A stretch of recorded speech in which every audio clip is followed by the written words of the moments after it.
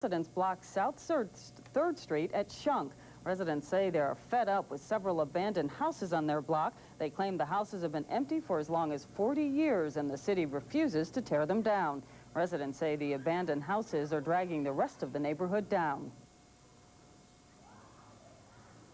I have rats and roaches and fleas and people going in and out of there.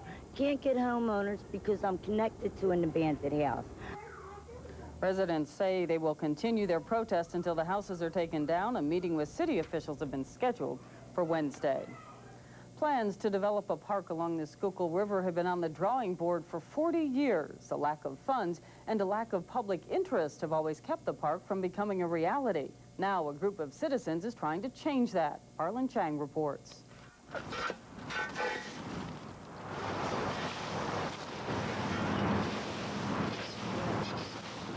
For years, it has been treated like a dumping ground. I think the rest of the car's down there, too. But these friends of the earth hope to build a park here someday. This undeveloped stretch of land along the Schuylkill River goes from the Art Museum 1 mile west. And today's volunteers have reason to turn the mess around. That's what we need to do, get Philadelphia back on track. Show people that, you can't keep a good Philadelphian down. Earlier, the private sector contributed money to help cleanup groups such as Philip Pride. This is the kind of private and public partnership the city is calling on at a time when the city says it cannot fully maintain public ground. At least for the next few years, we are simply not going to have money to do all the things that you'd like us to do, that I'd like us to do, anybody would like us to do. But this is a tremendous first step for the citizens to be there and show us they want this park, but they're willing to work for it, and it's great. You need a bag? Yeah, please. Thank you. Okay. I think a lot of people like to come back here. Sure, away from the rush of the city and the heat. Got the cool trees to sit under. It's nice. Here you go. Thank you very much. Watch a heavy one. I feel with pride at all these people that come out, and it makes me feel glad that we have so many concerned citizens. In the future, they hope the government will help them develop the Schuylkill River Park. But for now, they have shown not what this land is, but what this land can be. It's a nice park back here. In West Philadelphia, Arlen Chang, the Tennessee. Paid address on network TV tonight, but of every word he'll utter on the economy for the rest of the campaign.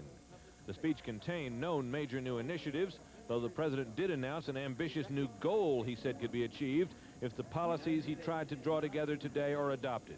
And this renewed America will be empowered toward a grand goal to nearly double the size of our economy to $10 trillion by the early years of the next century.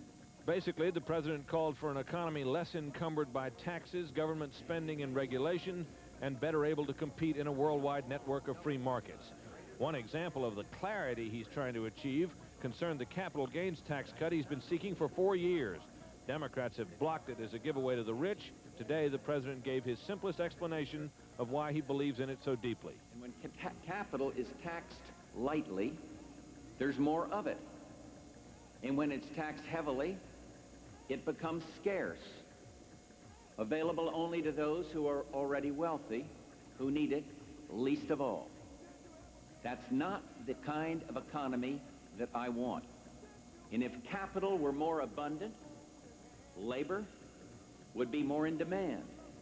Wages would rise, unemployment lines would shrink, and that is the kind of economy that I want. Even as the president was trying to make today an exercise in clarity on the economy, his aides were trying to lend a little clarity to something he said yesterday that sounded like a renewal of his broken pledge of no new taxes. Not so, said the aides. The president was just saying he doesn't want to raise taxes. It all seemed to underscore two things: how late it is for a candidate to be trying to make sense of his proposals, and how badly he needed to do just that. Britt Hume, ABC News, Detroit. The Clinton people are delighted to hear the president dwell on the economy today because they believe it's an issue that works for them. Governor Clinton said the president's tax proposals favor the rich over the middle class. And in what may or may not have been a symbolic act, reporters noticed that Governor Clinton went jogging halfway through the president's televised speech. As we said here last night, by way of explaining what our political coverage will look like for the next 2 months, most days we'll take something that's at issue in the campaign and try to focus more precisely on it. And so our campaign focus tonight is on a tantalizing example the president held out today about what his economic plan would accomplish. A 1% cut in taxes. If Congress were to cut $130 billion in spending. Here's our economics editor, Stephen Ogg. Spending limits the president is talking about are the ones he's already sent to Congress to cover the next 5 years. One example is taking about $14 billion from Medicare. Other programs would involve welfare, food stamps, and price supports for farmers, and smaller cuts that cover practically every department in the government. The president says that would save enough money for a 1% across-the-board income tax cut for all Americans. For a family of 4 with an income of $43,000, that would mean a tax cut of $5 a week. The president also threw in a 30% cut in taxes for small businesses and his longtime favorite capital gains cut. According to some economists, the problem with all that is while you're cutting government spending, not enough money is going back into the economy to put people back to work.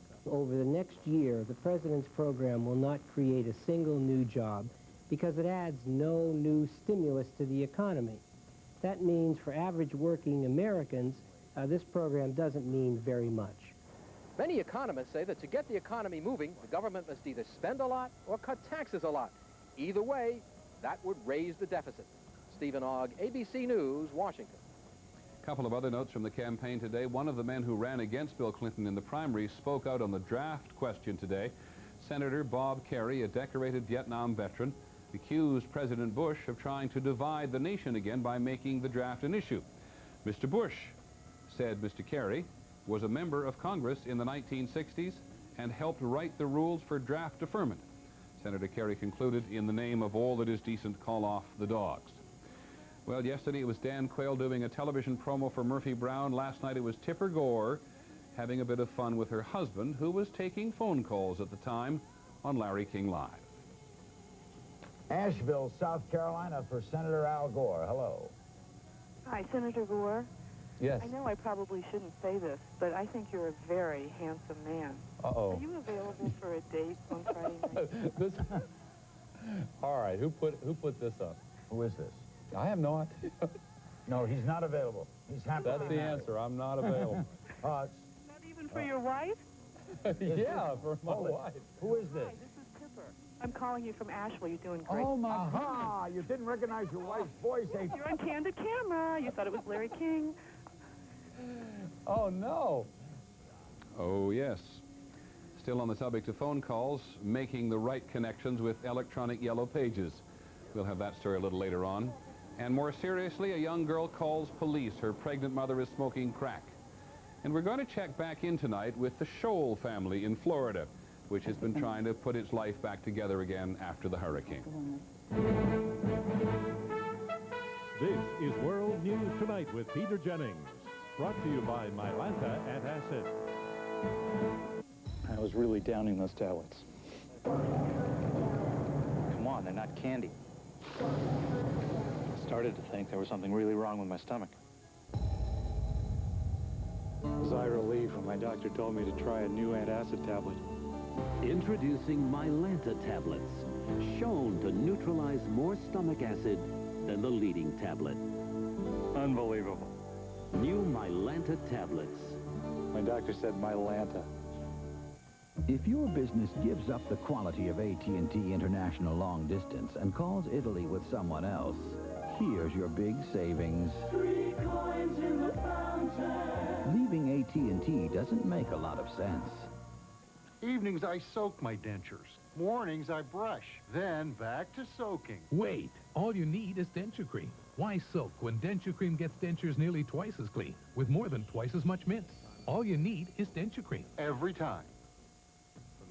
More than 100 major American companies announced plans today to give their employees something most workers badly need and want: daycare for their children and elderly parents. ABC's Bob Jameson tonight on what the companies are doing and what's in it for them. Children joined business leaders in Atlanta, one of a dozen cities where corporations announced their plan to cooperate in helping employees care for dependents. And to allow our employees to balance the ever-increasing demands of work and family.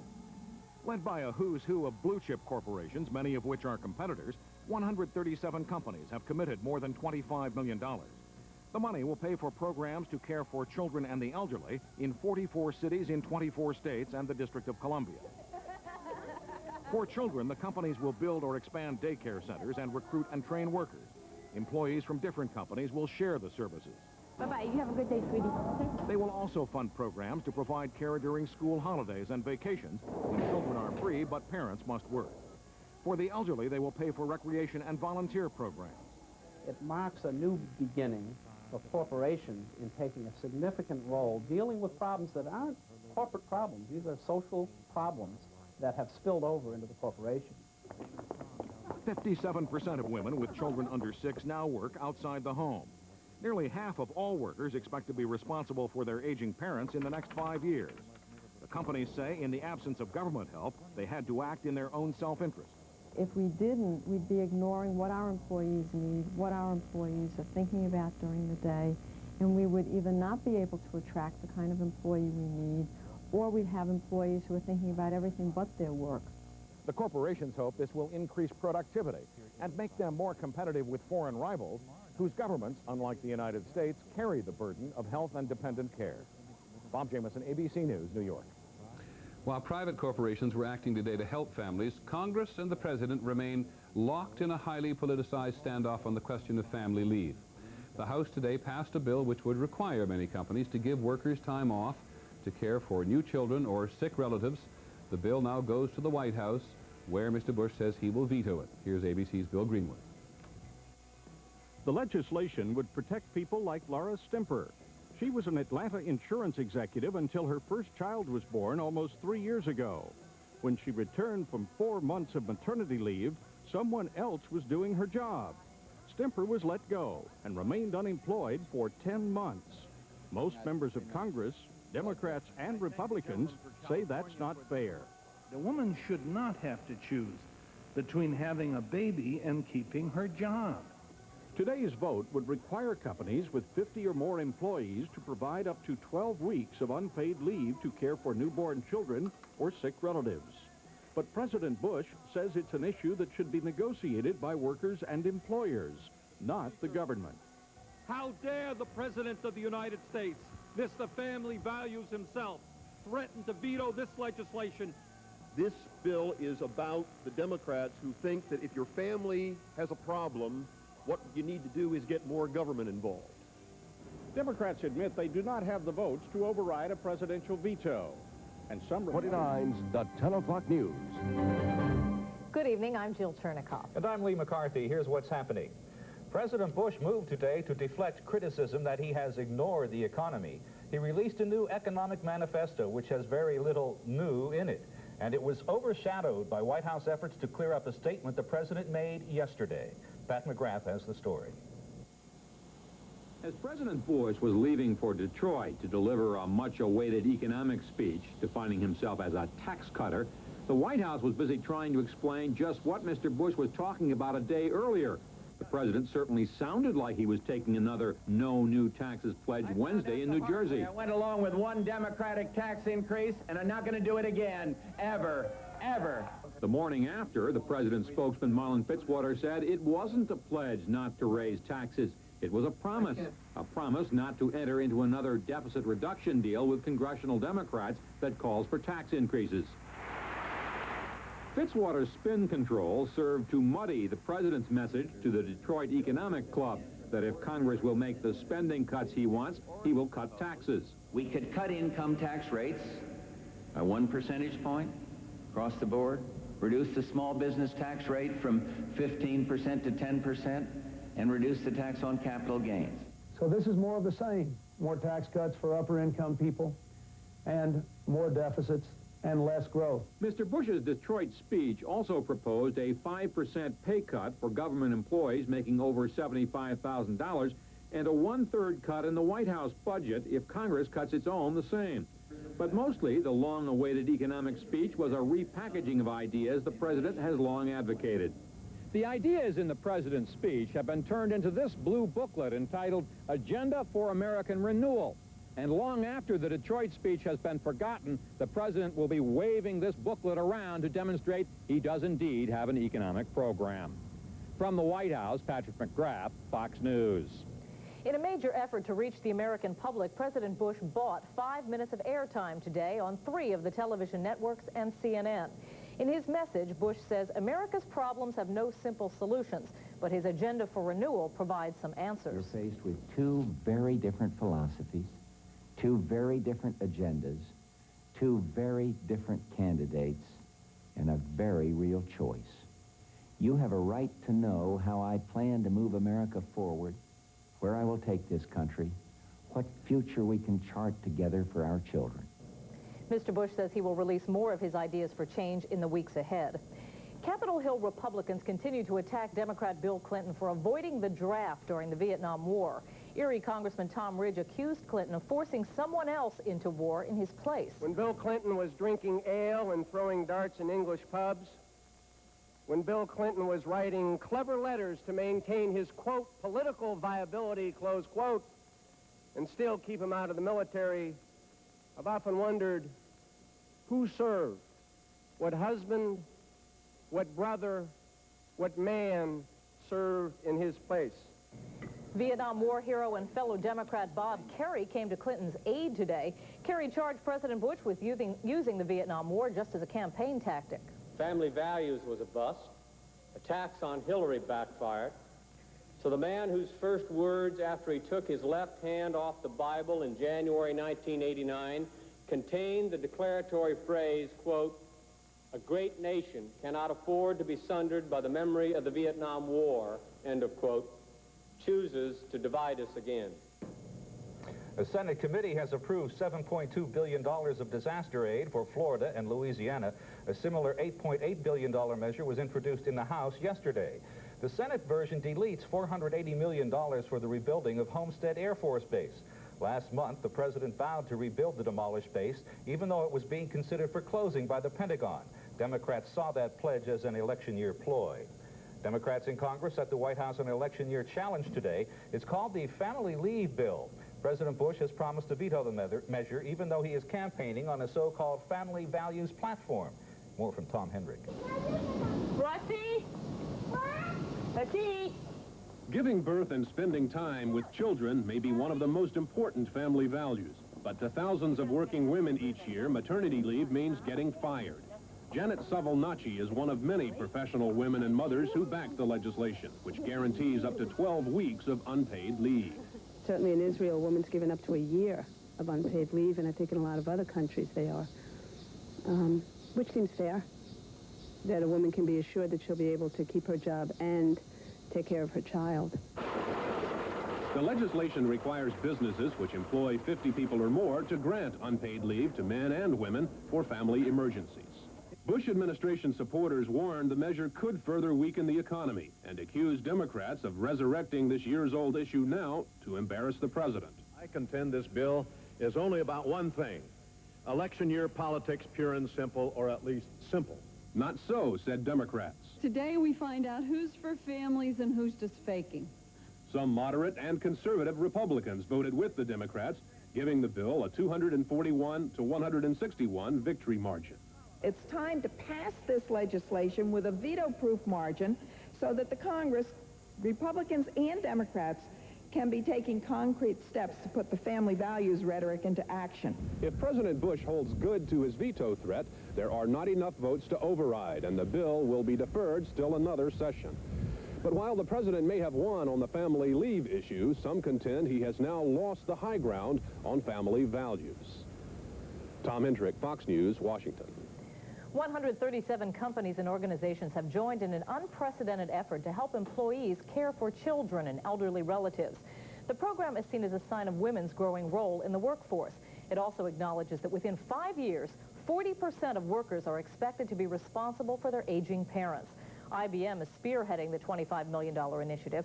Pepsi, Nabisco, GE Aerospace, and Xerox are among the local companies taking part in the program.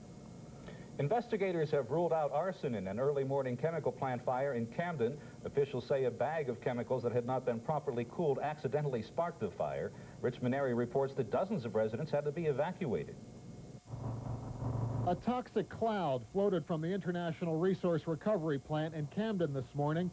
Inside, 50 50-pound bags of chemicals burned. As firefighters in special protective suits dealt with the fire, the toxic fumes, which could cause serious respiratory problems, drifted to a nearby neighborhood. I had got up to make my baby's bottle, and I smelled like plastic burning. So I stuck my head out the window, and I asked my girlfriend, Tina, did she smell the plastic burning? She said yes. When we arrived, we called for a hazardous material team, knowing that we had a hazard there, polyvinyl chloride, which puts off hydrochloric acid as a byproduct in smoke. As a precaution, about 40 people were evacuated from these nearby homes, but before, many said they were already feeling the effects of the dangerous gas. Anna Smith said she knew something was wrong when her eyes began to burn. It started getting water and glassy, you know, and that scent, you know, getting in my throat. You know, the smell messed with my stomach a little bit, but that was it. 4 firefighters were taken to the hospital after coming in contact with the gas. All were released. By early afternoon, the fire was out, and the people were back in their homes, relieved that the danger had passed. Well, I'm glad it's done and over with. In Camden, Richmond Airy, the 10 o'clock news. President Bush's war on drugs is the target of criticism by the Senate Judiciary Committee. The panel says the effort has been a $32 billion failure that hurts the people it's supposed to help. Delaware Senator Joe Biden says since anti-drug programs took effect, drug-related murders are up, addiction is rising, and funding for law enforcement is down. We have pushed it into the inner cities.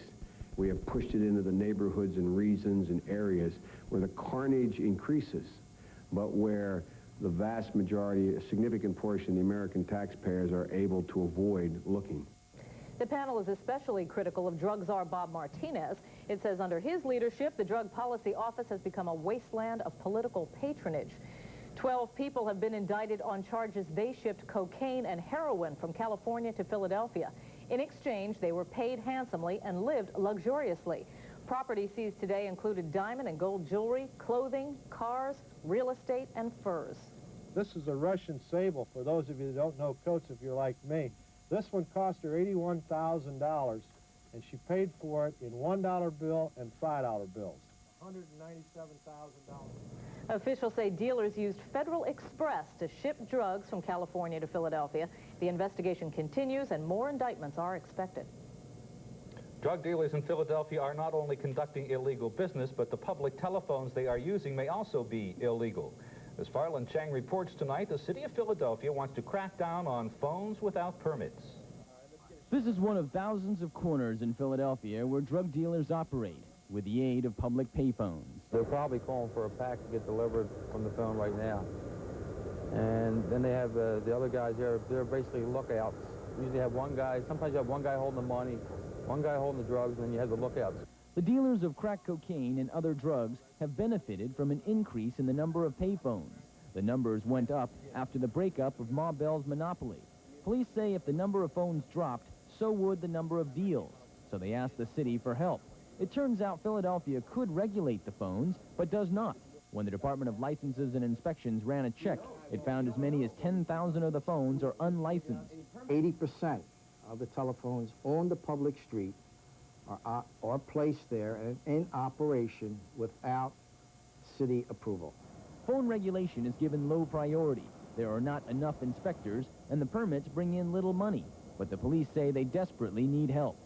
The main fashion that they have is the beepers because of the extensive use of the payphones.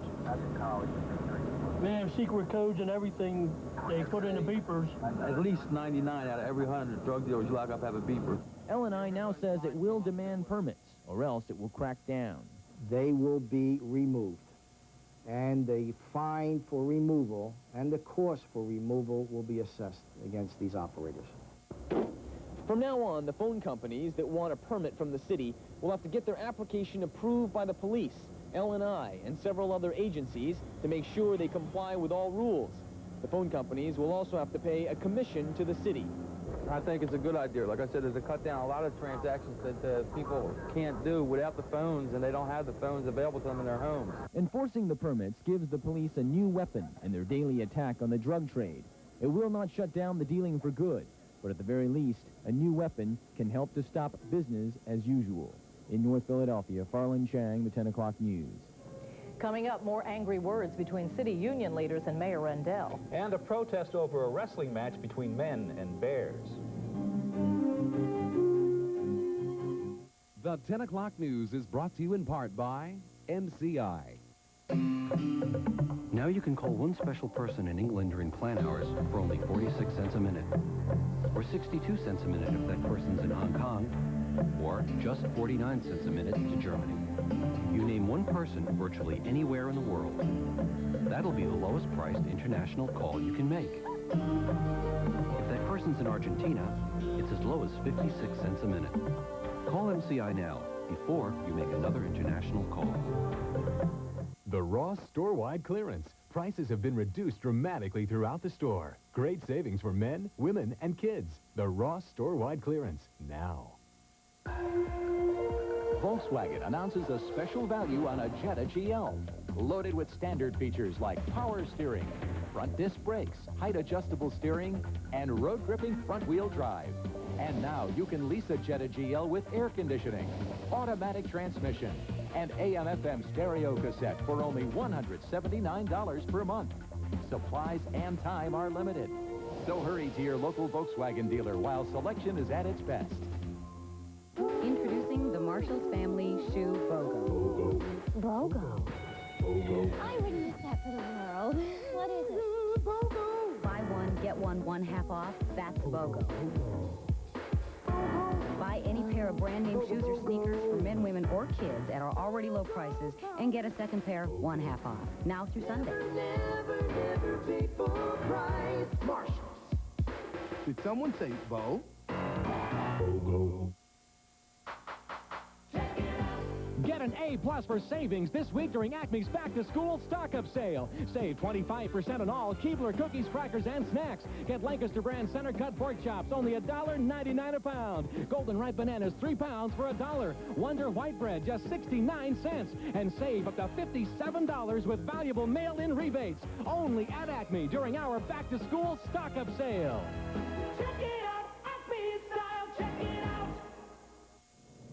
Philadelphia's municipal unions are considering filing a grievance with the State Labor Board. The unions say PICA is meddling in collective bargaining. Barbara Grant reports. Mayor Rendell would like to wait until the state courts decide if it's legal for a mediator to help settle the current contract dispute before making a decision about whether to lay off city workers. But he says he can only wait a few more weeks for the courts to act. If we were here in mid-October and they hadn't decided, believe me, there would be layoffs. Hoping the courts will act quickly is about the only point of agreement between the mayor and the unions. They couldn't disagree more on almost everything else. Ask any question. Ask why nobody's talking, why negotiations are at a standstill. Right now, I'm just waiting for a phone call. If I get a phone call, that's movement. I mean, right now, you're just waiting for the guy to call you to say, come on, let's sit down and talk. There is no framework for a settlement unless the unions understand that we have to save X amount of money a year. They have not come close to realizing that basic fact. They're on Fantasy Island. Ask what each party thinks of the other's latest salary offer. They want more than double inflation at a time when the city is a $250 million in debt. It's astounding. They brought 0, 0, 0, 0, and 4% in the last 6 months of a contract. I don't see that as anything. I mean, that's not bargaining. That's slave labor. Yesterday, the PICA board warned unions that they needed to face fiscal reality and give in to health and welfare concessions or face stiff layoffs. Today, unions responded that the PICA board was meddling in the contract negotiations by backing the Rendell administration's position at the bargaining table. Unions may file a complaint with the state labor board. I don't know that reading the 5-year plan to the public constitutes an unfair labor practice. The PICA board has been getting regular updates about how the contract talks could affect the 5-year plan, but right now they say they're content to observe. In Center City, Barbara Grant, the 10 o'clock news. Israeli Prime Minister Yitzhak Rabin is making statements which are sure to anger his conservative rivals. For the first time today, Rabin said Israel is willing to return some of the Golan Heights to Syria in exchange for peace. Conservatives do not want to return any of the land captured during the 1967 Six-Day War. Rabin says Israel will abide by the 2 UN resolutions that call for open borders and diplomatic relations with Arab neighbors. UN and European community negotiators say that they have reached a ceasefire agreement among warring factions in Bosnia. Bosnia's government is accusing Serbs of trying to withdraw their heavy artillery before UN inspectors discover it. Heavy fighting continued today as troops tried to cut off the military withdrawal. There were no details given of when the ceasefire agreement is scheduled to take effect. The African National Congress will probably reject an urgent appeal for talks with the white minority government.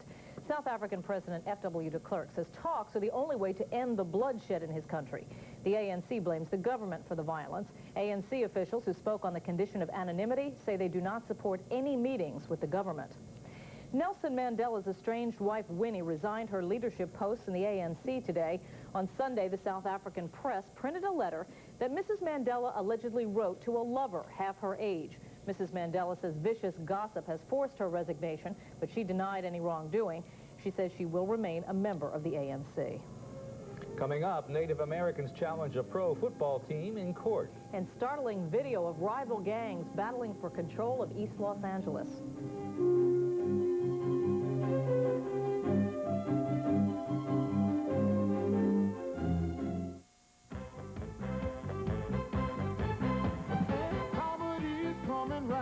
They're talking about 5 times a week. I'd rather not talk about it.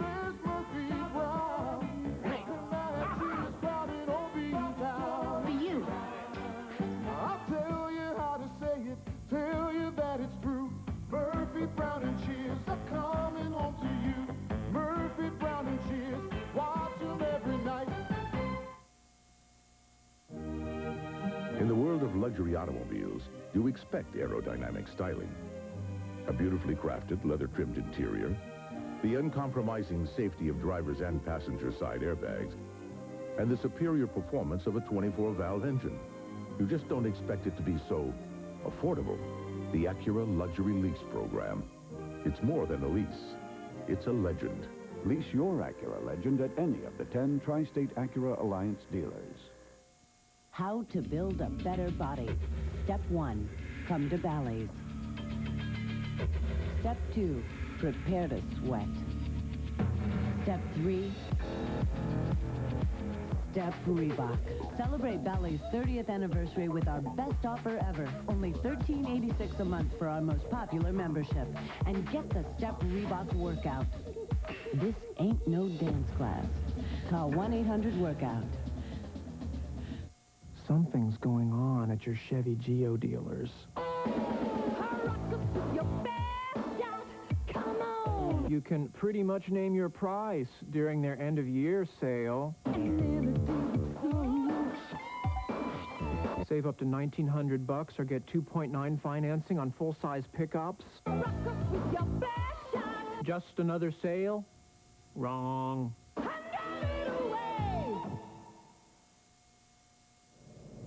Clark Clifford's federal trial in the BCCI banking case has been put on hold.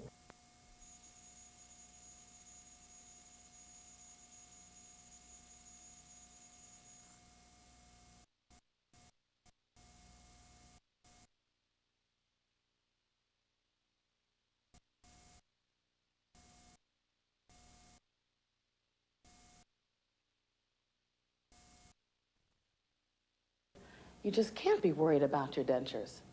That's why I Fixident and forget it. Fixident holds stronger than any other adhesive. It even stands up to the hottest liquids. Taste it, Grandpa. He never would have tried this with his old adhesive. For the strongest hold you can get, Fixident and forget it. Flakes? Just flakes? Hey, I hope you don't mind me saying so, but this stuff looks wimpy, you know what I mean?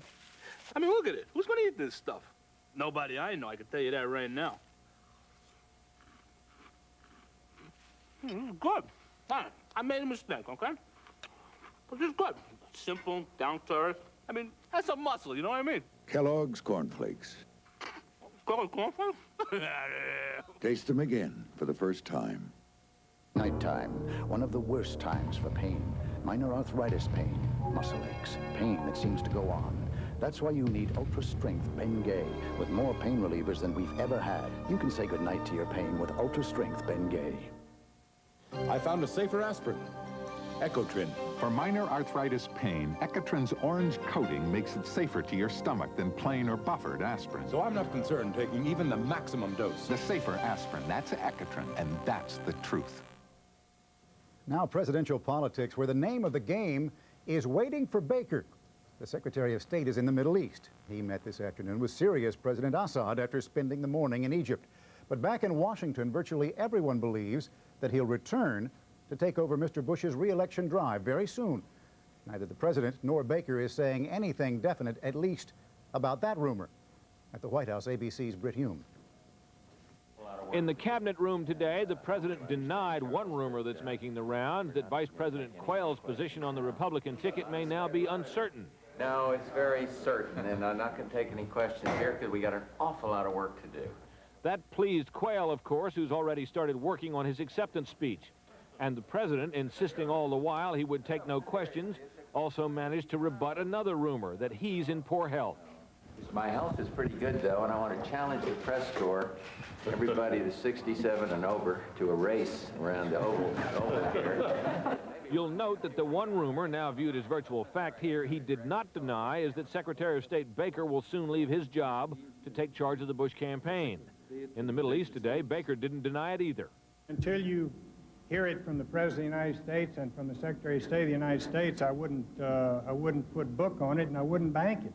When you hear it from the President and the Secretary of State, then I think you can log it in, but you haven't heard that yet. On the campaign trail today, Bill Clinton paid Baker the compliment of making clear that the Democrats don't want him running the Bush campaign, for the good of the country, of course. I hope it doesn't have an adverse effect on the Middle East peace talks. Nothing surprises me. I don't care who's running the campaign. I'm concerned about who's running the country. And so, of course, is everyone here, and the thing they are most concerned about is keeping Clinton from running it. And that's why, although nobody but Mr. Bush and Mr. Baker know for sure, everyone believes that the president will again turn to Baker, who's played a key role in every Republican presidential campaign since 1976. Britt Hume, ABC News, the White House.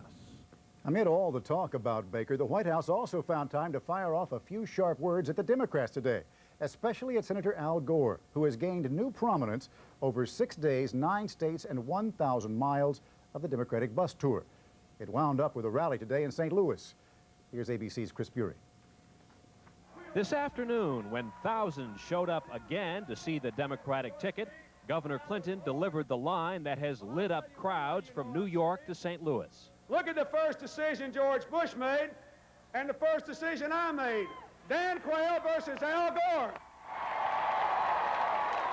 Clinton and Gore had originally planned to go their own ways 3 days ago.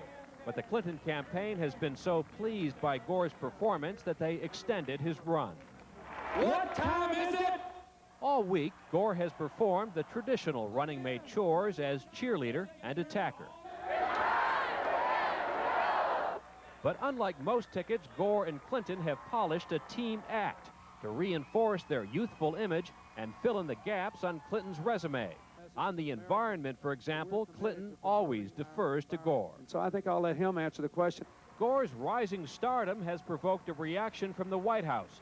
Today, spokesman Marlin Fitzwater called him an environmental extremist who badmouthed America at the Rio summit. Gore said Republicans were attacking because they had no environmental records. They've run out of ideas.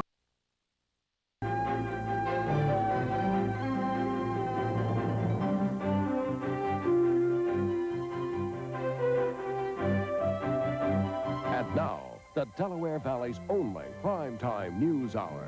Fox 29's The 10 O'Clock News. Good evening, everyone. Lee McCarthy has the night off. I'm Rich Noonan. And I'm Jill Chernikoff. Here's what's happening. The White House is issuing a firm warning to Iraq tonight that it could face a military airstrike if it continues to keep UN inspectors from searching the Agriculture Ministry in Baghdad.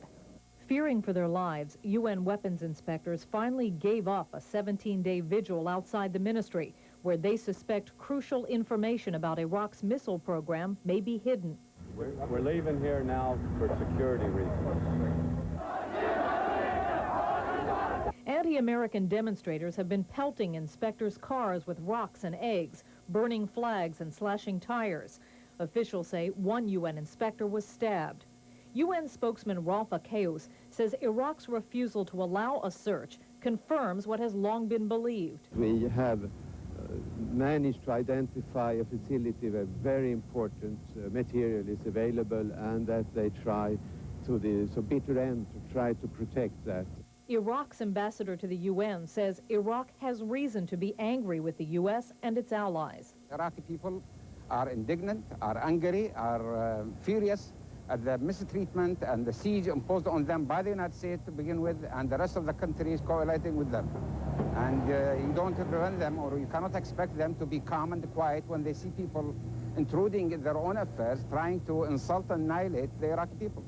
Some diplomatic sources say while he backed down in the past, this time Saddam Hussein may risk a limited airstrike. The Bush administration says Iraq must be held accountable for its defiance of UN resolutions and for the safety of UN personnel. Meanwhile, the trade embargo against Iraq is being vigorously enforced. Things are getting rough for those Canadian troops sent to Sarajevo to keep the airport open. Early this morning, about 350 soldiers dodged bullets and mortars for over an hour. The attack was hot and heavy, but there were no casualties. The Canadians are part of the United Nations peacekeeping force. Tonight, the UN says if the shooting continues, much-needed relief flights will be stopped. Serbs and Croats called a ceasefire last weekend, but it has not held. The Canadian general said today, "God protect us from ceasefires." That's when the fighting gets worse. Secretary of State Baker continues his Middle East peace mission. Today, he said Israel has assured him of severe and substantial cutbacks in the construction of new Jewish settlements in the occupied territories. Baker met with Egyptian President Hosni Mubarak today. Mubarak praised the Israeli decision, but said much more must be done to revitalize Mideast peace efforts. The Bush administration had called the construction of settlements an obstacle to peace. Today's announcement may clear the way for $10 billion in loan guarantees from the U.S. to Israel. Secretary of State Baker says the U.S. is still conferring with the Israelis on the subject of loans. Mr. Baker dismissed but did not deny rumors that he will take a leave of absence from his post to run the Bush re-election campaign. The rumor is one of many circulating around Washington, ranging from the state of the president's health to how much longer Dan Quayle will be part of the ticket. Cynthia Steele has more. President Bush's campaign is being bombarded by rumors. Will Secretary of State James Baker head back to the White House and rescue the president's sputtering campaign? Bush brushed aside questions at a morning cabinet meeting. A lot of crazy rumors floating around, aren't there? But we're not going to take, I'm not going to say anything about it, no? I'm just going to let you guys go into that feeding frenzy that you love. It's a frenzy Democrats love as well. America needs him more where he is, but President Bush has said on many occasions he would do whatever it takes to get reelected. And it may just take Secretary of State James Baker. Baker, traveling in the Middle East, says there has been no decision. And until you hear it from the President of the United States and from the Secretary of State of the United States, I wouldn't put book on it and I wouldn't bank it. But many are banking on it. Lynn Nofziger, a former White House political director for President Reagan, says it's time. It's almost certain that he'll go back. This campaign is in bad shape. Nobody seems to be in charge. The White House ought to be in charge, but it's not, and you've got 3 people over the campaign, and somebody's got to take charge of that campaign, and Jim's been there before, and he's probably the guy to do it. And if he does do it, there is speculation that Baker would maneuver Dan Quayle out. Bush insiders say there is no love lost between the 2 men. So that's a decision for the president and for Baker, and I suppose for Quayle. If Quayle has to go, they've got to do it in such a way that it looks like it's Quayle's idea. Do you think it's a possibility? Yeah, but I think it's a long shot. Long shot or not, the rumors persist. But Dan Quayle's press secretary would have none of it, saying we can't sit around here all day and give interviews on these silly season rumors. But White House officials are worried that the Baker-Quayle rumors only add fuel to the perception of a White House in disarray. At the Vice President's residence, Cynthia Steele, Fox News. Democrats Bill Clinton and Al Gore have wrapped up their post-convention bus caravan. Last stop, St. Louis. More than 25,000 people turned out for a lunchtime rally. At the same time, the White House was criticizing Gore for bad-mouthing the United States at last month's economic summit. It didn't take long for Clinton to fire back. Al Gore tried to have America lead the world again in Rio. He didn't want America humiliated as it was under George Bush's leadership, or lack of leadership. Under George Bush, America says Europe and Japan can produce fuel-efficient cars and reduce emissions of carbon dioxide into the atmosphere, but America can't. Tonight, Clinton arrived home in Arkansas, and the polls continue to be kind to him. An Associated Press poll shows that 56% of those polled say the Democrats know what the people want more than the Republicans do. That same poll shows that more than a third of those questioned think Ross Perot betrayed his followers.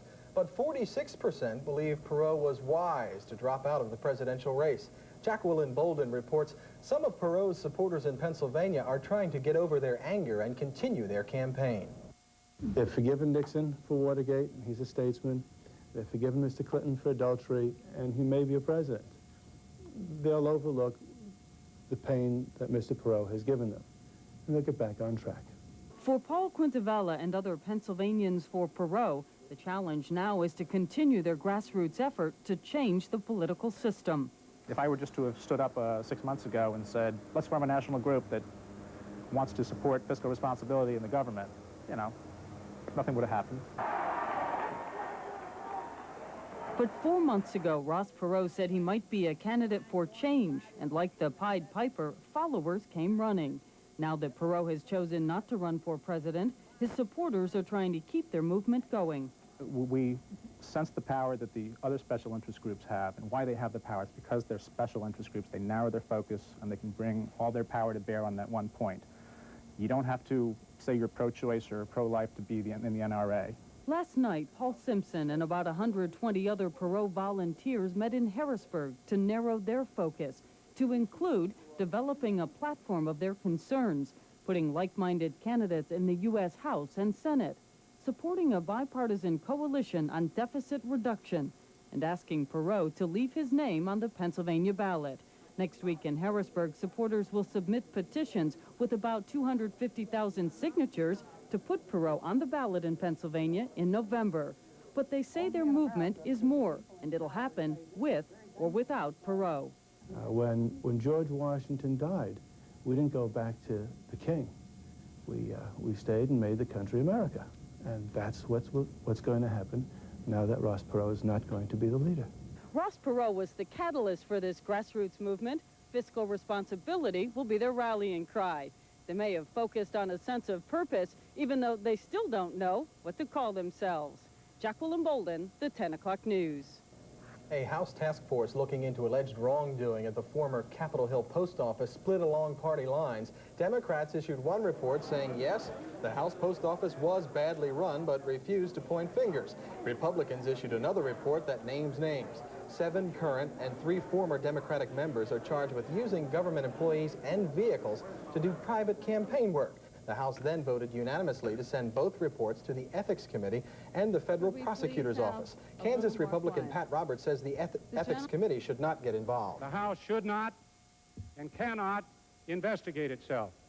Such an investigation in an election year where alleged wrongdoing has a direct impact on the coming election invites strong partisan differences and sensitivity and tears at the purpose of a bipartisan nature of such an investigation. Roberts says the House badly needs to restore its integrity with the American public. The Marines say a 5th body has been recovered from the wreckage of the V-22 Osprey that crashed on Monday. 7 people died when the experimental aircraft plunged into the Potomac River. Officials say salvage operations to raise the aircraft from the mud were postponed until tomorrow. Investigators hope flight data recorders will shed light on the cause of that accident. The Navy is reshuffling its top brass. At a news conference to announce the long-awaited plans, questions about the tailhook sex scandal dominated the discussion. The Navy top admiral, Frank Kelso, tried to dispel rumors that he's resigning. I don't have any intention to resign. I feel responsible for the things that have happened in the Navy. I feel it's my job to stay around and provide the leadership to put us back on a track. Clearly, some of the things that have happened have hurt morale, certainly tarnished our image, and I'm embarrassed by that, as a lot of people are. Kelso and Acting Secretary Sean O'Keefe outlined plans for a major reorganization of the chief's top staff. Coming up, a jailed Colombian drug lord pulls off a great escape. A Frankfurt family gets an unexpected wake-up call from an accused drunk driver. Plus, Dr. Brian McDonough takes a look at sex and menopause in part 4 of his series, The Change of Life. If you've looked at the high prices of luxury sports sedans, you're no doubt thinking maybe I should lower my expectations. Well, considering the Nissan Maxima SE has more power than a BMW 525i and more room than a Mercedes-Benz 300e, yet you pay thousands less than either of them, maybe you should keep your expectations high and just lower your payments. See your Nissan dealer for details, because right now you can lease a Maxima for as little as $279 a month. The last 12 months have been devastating. Disastrous. Pathetic. Ain't looking forward to another year like last year, I'll tell you that much. Have you had a bad year? Last year, the worst year of my life. Awful. Rotten. Jinxed. My year was hard. Roy Rogers wants to help. Help me! With 8 pieces of Roy's incredible fried chicken plus 4 free biscuits, now just $6.99. Things will get better. It won't solve all your problems, but hey, it can't hurt. I needed a change of scenery, so I left Wall Street for 2 years and got a job in Africa with the Peace Corps. We've started a development program for local businessmen. You won't find them on the exchange, but we have our share of success stories. Helping Jomo get a loan to motorize his fishing boat has tripled his catch and meant more food and jobs for everyone. It's proved to me that investing in good people provides great dividends. Peace Corps, the toughest job you'll ever love. It's your Quality Plus Ford dealer's factory authorized clearance with great year-end savings on every Ford in stock. With 5 of the 10 best-selling vehicles in America, right now is your best time to buy. Save up to $1,700 on a 92 Ford Taurus. Get an Escort LX loaded with extras for just $10,099. Or save over $2,100 on a hot-moving Thunderbird, and that's before you make your best deal. Now is the time, and your Quality Plus Ford dealer is the place to save during the Ford factory authorized clearance. Medellin drug boss Pablo Escobar is on the lam tonight after breaking out of jail. Escobar was being transferred to another prison when he and other inmates overpowered guards and took their guns. 2 people were killed in the jailbreak. Escobar is hiding in a tunnel beneath the prison. He called reporters from the tunnel on a cellular phone today and vowed to fight to the death. The FBI is joining the investigation into last weekend's murder of one of Italy's top anti-mafia officials. Paolo Borsellino was killed in a bomb blast last weekend. The mafia is suspected in the attack. Borsellino had worked closely with the FBI on mafia investigations. The Italian government also is considering the creation of a new post, a super prosecutor, to combat the mafia. Philadelphia homicide detectives have released more information in connection with the murder of Robbie Burns in Kensington. Police say 2 Hispanic males were driving this car, a 1986 or 87 Buick Regal. It was last seen traveling west on Westmoreland Avenue. The murder has raised racial tension in the neighborhood over the last 4 days. Tonight, the community came to pay last respects. Farland Chang reports. Parents mourning the death of their boy. A neighborhood paying final tribute to a favorite son. About 1,000 people came to Kensington's Ascension Church of Our Lord, including Jimmy Richardson, to honor 23-year-old Robbie Burns. He was always breaking fights up, and he was trying to keep people out of trouble. He looked after all the little kids around the neighborhood, too, very much. But 3 days ago, he was killed in a drive-by shooting. It stemmed from a dispute between whites and Hispanics. Donations for Robbie Burns. Today, young boys collected more than $1,000 in donations, all to help the Burns family with funeral costs. The boys say Robbie Burns was like their big brother. Took me down there, buy me new shoes and all. He wasn't one nice guy. In this economically struggling neighborhood around Aurora and Westmoreland, Robbie Burns stood out. With Alan LeVay, Burns worked at this pharmacy for 5 years. Just out of college, Burns was on his way to being a radiologist. His boss says he was also a peacemaker. Robbie was a nonviolent person, and he wouldn't want violence. No retaliation. He wouldn't want that. It's not the type of person he was. To his friends from the neighborhood, from North Catholic High and from Hahnemann Hospital, Robbie was a role model who taught by example and who will be emulated by those who knew him well. He wants the kids to grow up, go to school, and everything he did and whatever did, he did the best of. You know, he achieved high and everything, and he helped us out a great deal. We miss him very much. In life, Robbie Burns was a symbol of hope. In death, his friends and family say he would want to be a symbol for peace.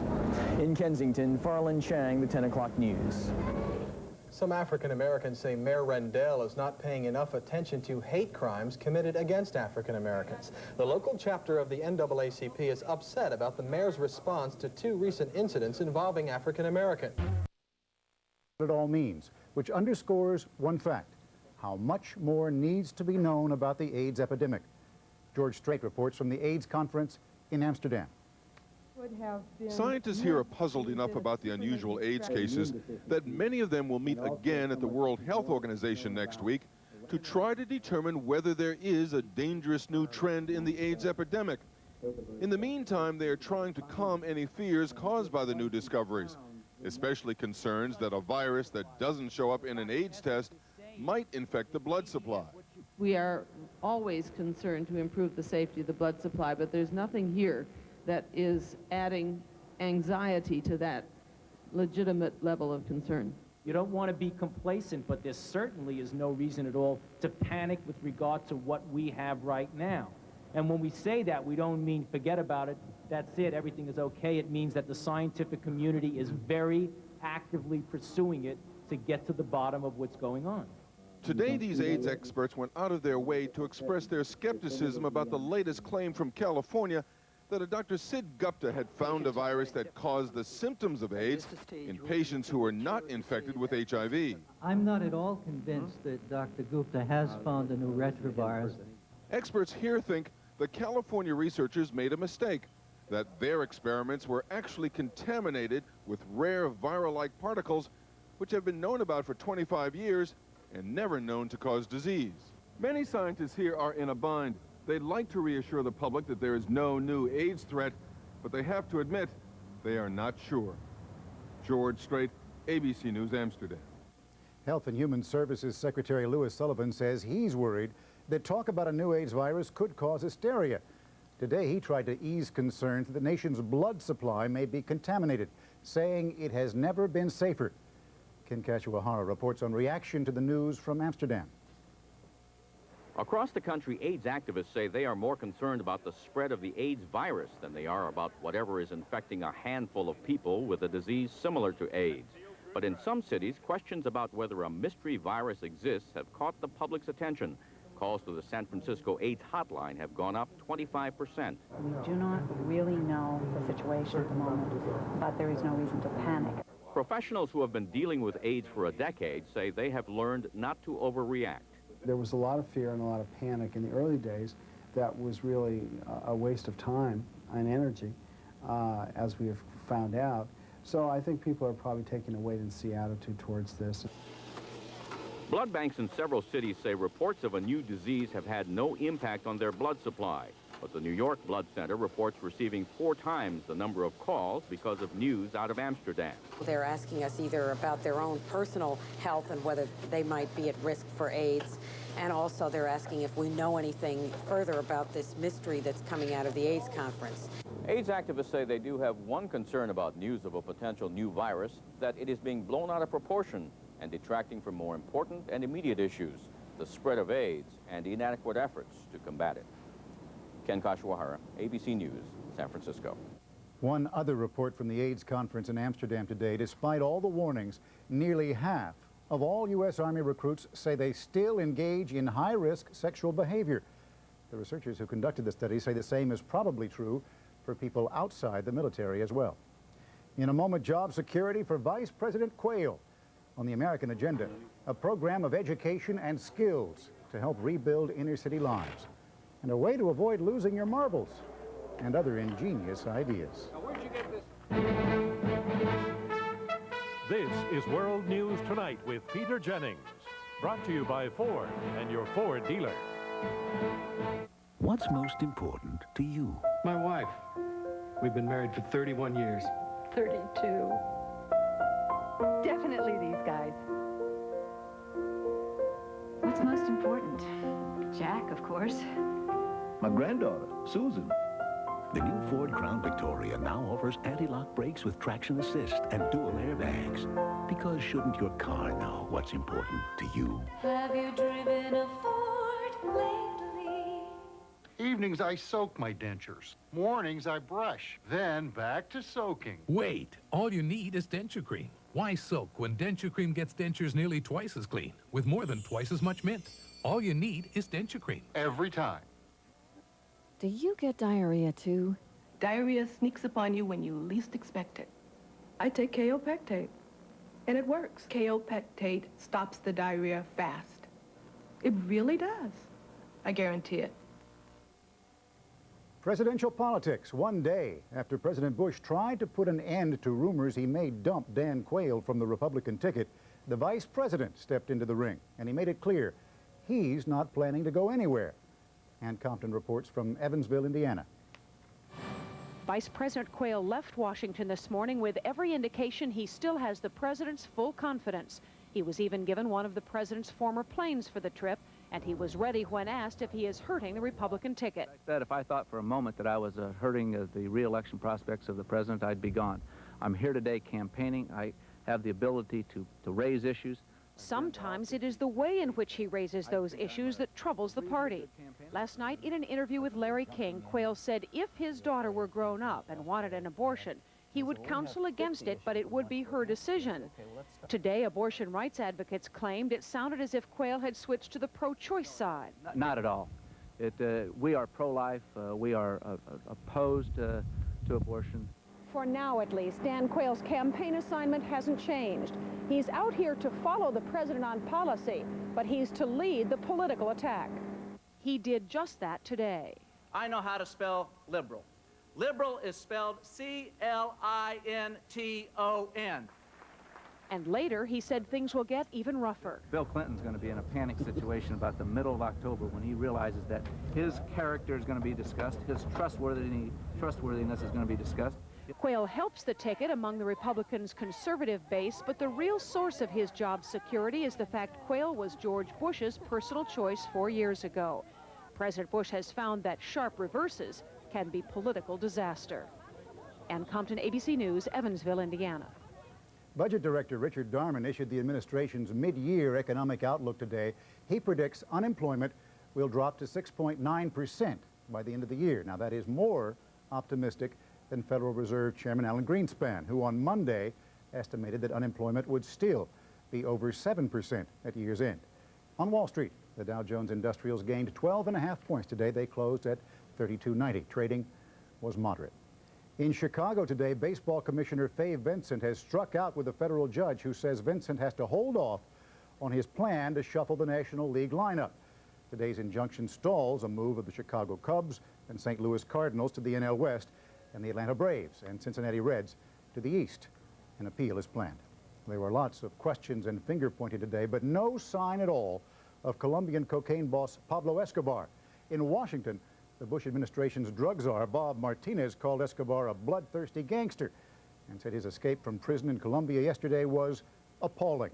The U.S., he said, had been assured the prison was secure. In Bogota, here's ABC's Mark Potter. While hundreds of soldiers and police intensified their manhunt today, embarrassed authorities were still trying to figure out how Escobar could have escaped from a prison surrounded by the Colombian army. Their best guess is that during a gun battle with soldiers who were trying to move him from the prison to a military base yesterday morning, Escobar and 9 other traffickers slipped out with the help of sympathetic guards. Speculation is Escobar used a tunnel, but authorities cannot find one. The escape is a major setback for the Colombian government because when Escobar surrendered last year, the Colombians argued they could keep him safe in one of their prisons rather than extradite him to the United States. Everybody's angry with President Gaviria, his minister, because all this is a shame for Colombia. It appears Escobar had never given up control of his drug operations. The army was trying to move him because it was becoming increasingly clear that he was also using payoffs and threats to run the prison. He chose who entered, who left, how the jail worked, what happened inside, and he managed a lot of operations, drug operations and assassinations and kidnapping from the jail. In a national address, President Cesar Gaviria said Colombia won't change its policy of refusing to extradite drug traffickers, and he urged Escobar to surrender again. But authorities fear he will remain hidden now and will continue to run his vast cocaine empire in Colombia's outlying regions, where residents he has given money to over the years will protect him. Mark Potter, ABC News, Bogota, Colombia. In a moment, renewed defiance from Iraq. I see no reason whatsoever to go back to the cereals that I used to eat. Christina LaForgia just tried breakfast with grape nuts for a week. I need a lot of energy in my work. Grape Nuts gives me energy throughout the entire morning. Grape Nuts, the fat-free natural energy source. I love the taste. It's fat-free. I love that. I really love that. Breakfast with post-Grape Nuts cereal helps keep you going strong all morning long. After you eat Grape Nuts for a week, you will be eating Grape Nuts for the rest of your life. 2 a.m., 36 Pine Street. Apartment 4C has a backache and can't sleep. 3C overdid her afternoon workout and is paying the price. 2C had an aching back, but fortunately, she also has Tylenol PM, with extra-strength Tylenol pain reliever, plus a gentle ingredient to help her sleep. And a good night's sleep was all she needed to make her day a whole lot brighter. Tylenol PM, so you can rest easy. Working your fingers to the bone? You deserve a fresh lunch. Use Ziploc brand sandwich bags with the Gripper Zipper. Tough, tiny teeth you can feel gripping, so you know freshness is locked in. My favorite, finger sandwiches. There's only one Ziploc. Nighttime, one of the worst times for pain. Minor arthritis pain, muscle aches, pain that seems to go on. That's why you need ultra-strength Bengay. With more pain relievers than we've ever had, you can say goodnight to your pain with ultra-strength Bengay. There was no break today in the standoff between the UN and the government of Iraq. ABC's Bob Zelnick reports that President Bush's national security advisors met, but failed to reach a decision on the use of military force. In New York, UN and Iraqi diplomats have been trying to reach a compromise that would let UN weapons inspectors get on with their job. But in Iraq, there is no sign that Saddam Hussein is backing down. ABC's Sheila McVicker is in Baghdad. At a news conference in Baghdad this morning, Iraq's deputy prime minister left little room for compromise or accommodation. The United Nations inspection teams had no authority, he said, to demand access to Iraq's Ministry of Agriculture. The Iraqis deny they are hiding documents about weapons programs at the ministry. They say the UN demand to search the building violates their sovereignty.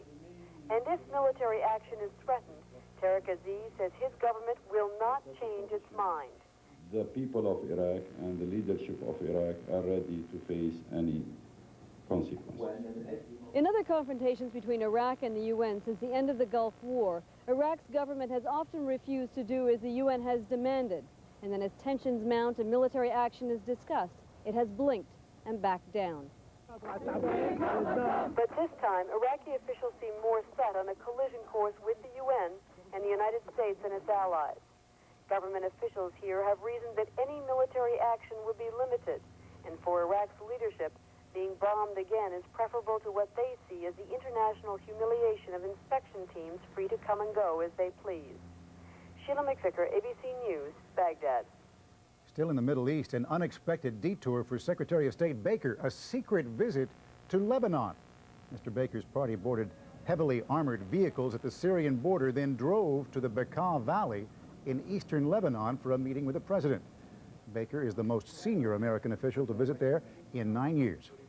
Israel today announced it will halt all new building for Jewish settlements in the occupied territories, but it stopped short of a complete freeze.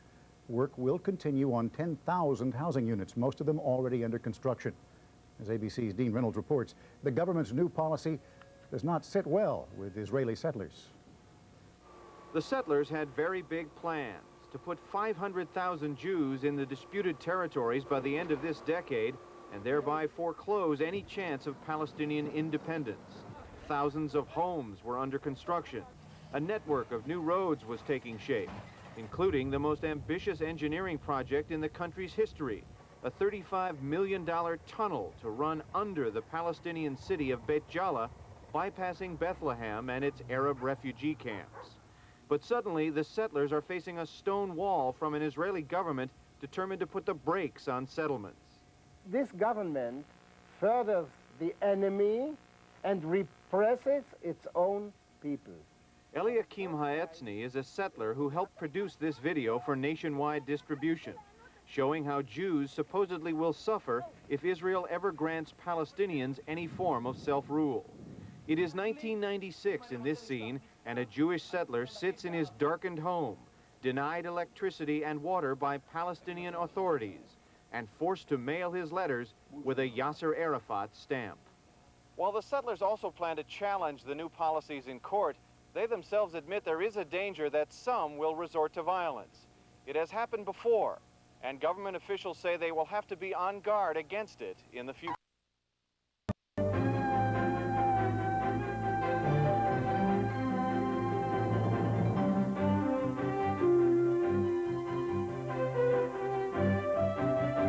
And now, the Delaware Valley's only primetime news hour. Fox 29's The 10 O'Clock News. Good evening, I'm Jill Chernikoff. Lee McCarthy has the night off. I'm Rich Noonan. Here's what's happening tonight. As one young man went to his grave today, 2 others went to jail, charged with a murder that stretched a Kensington neighborhood to its emotional limits. Philadelphia police say they've caught their killers in the drive-by shooting death of Robbie Burns. Farland Chang has the story. In the morning, family and friends laid to rest their favorite son, 23-year-old Robbie Burns. By late afternoon, police say they had found his killers. Both individuals are charged with murder, violation of Uniform Firearms Act, 11 counts of aggravated assault, and 11 counts of recklessly endangering another person, and also conspiracy. Witnesses say this was the getaway car, and in it, police found 19-year-old Rudis Morera and 21-year-old John Walker. The car was stolen.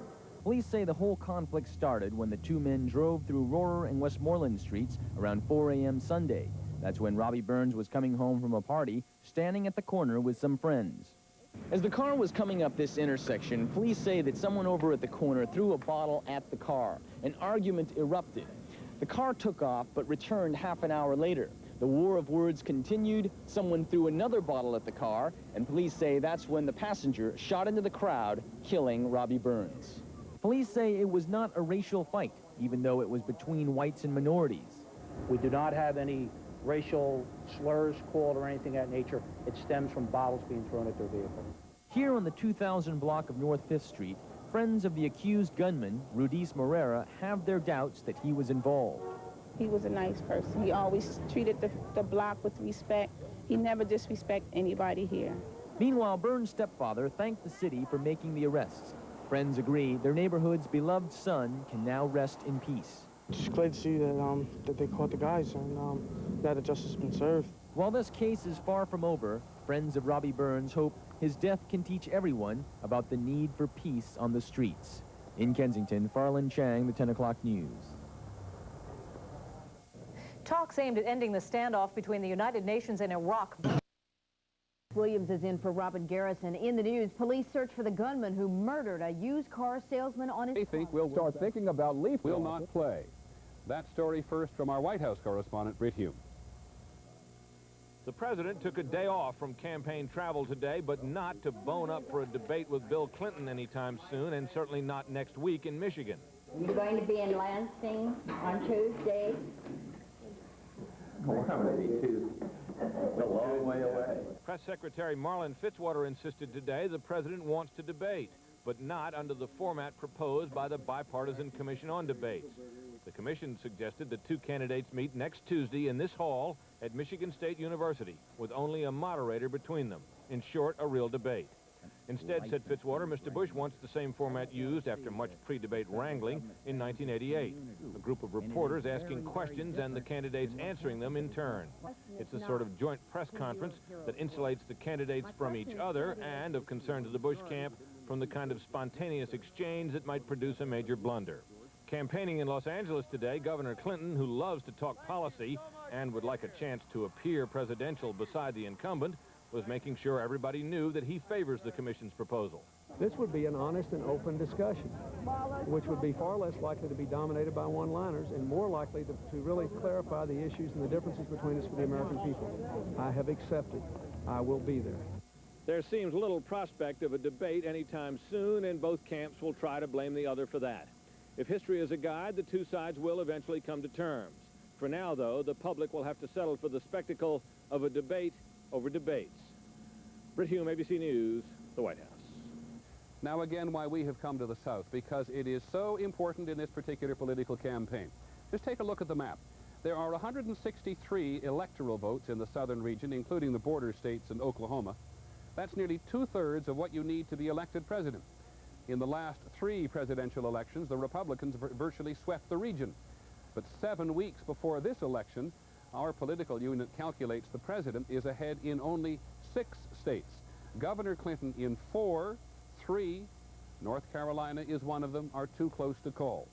ABC's Jim Wooten tonight on the Democrats' Southern strategy. The candidates' schedules tell most of the story. They're working the territory like traveling salesmen, a sure sign that something's up down south. It just isn't solid for Republicans anymore. They know they cannot lose this as a base for their party and still retain the White House. Merle Black, one of the South's preeminent political scholars, says Clinton and Gore don't need a clean sweep of the region, just some of it. If they can neutralize the South, just split the South, the Democrats will probably be in the White House next year. That would require building a coalition of traditional black support and a larger share of the Southern white vote than Democrats have received since 1976. He's going for this strategy that he can keep the blacks and get enough of the white middle class to give him a victory. And so far, it seems to be working. It seems to be working because most whites who voted for Bush now blame him for a shaky economy affecting both them and blacks. That gives Clinton a chance to build a fragile but winning coalition by keeping his campaign focused on the economy. Blacks are looking for a basic start in terms of a new job and those things, and whites are looking for the same. So we have so many things in common that is not a racial line anymore. It may help that both Democrats speak with a Southern drawl and can sport their Southernness comfortably. On country music television, an Arkansas hog call from the governor. Pig! Soy! What helps even more is that on some issues that matter to Southern whites, welfare and crime, for example, Clinton and Gore sound more like conservative Republicans who've won the South than liberal Democrats who've lost it. That's a real problem, says this former Republican governor. Now, Clinton has tried to position himself more in the middle, and that's what's giving us some difficulty here. Considerable difficulty, in fact. Enough to keep the president awfully busy trying to persuade Southerners that Congress is to blame for the economy and Clinton can't be trusted. Jim Wooten, ABC News, Atlanta. There has been so much emphasis this year on whether Bill Clinton can attract white voters who used to vote Democrat before Ronald Reagan that he's been criticized by some black leaders for ignoring one of the traditional Democratic bastions of support, which may, it is argued, affect the black turnout in November. Well, here in the South, there are other incentives for blacks, which may actually help Clinton. New congressional districts designed to improve black chances of getting to Washington. Here's ABC's Carol Simpson. Just wanted to say hello to you. I'm running for Congress, you know, and I wanted... This November 3rd, Eva Clayton may be the first black woman elected to Congress from North Carolina. The first black person since 1899. I am humble and appreciative that I am the person to serve, but it's long past time, long overdue.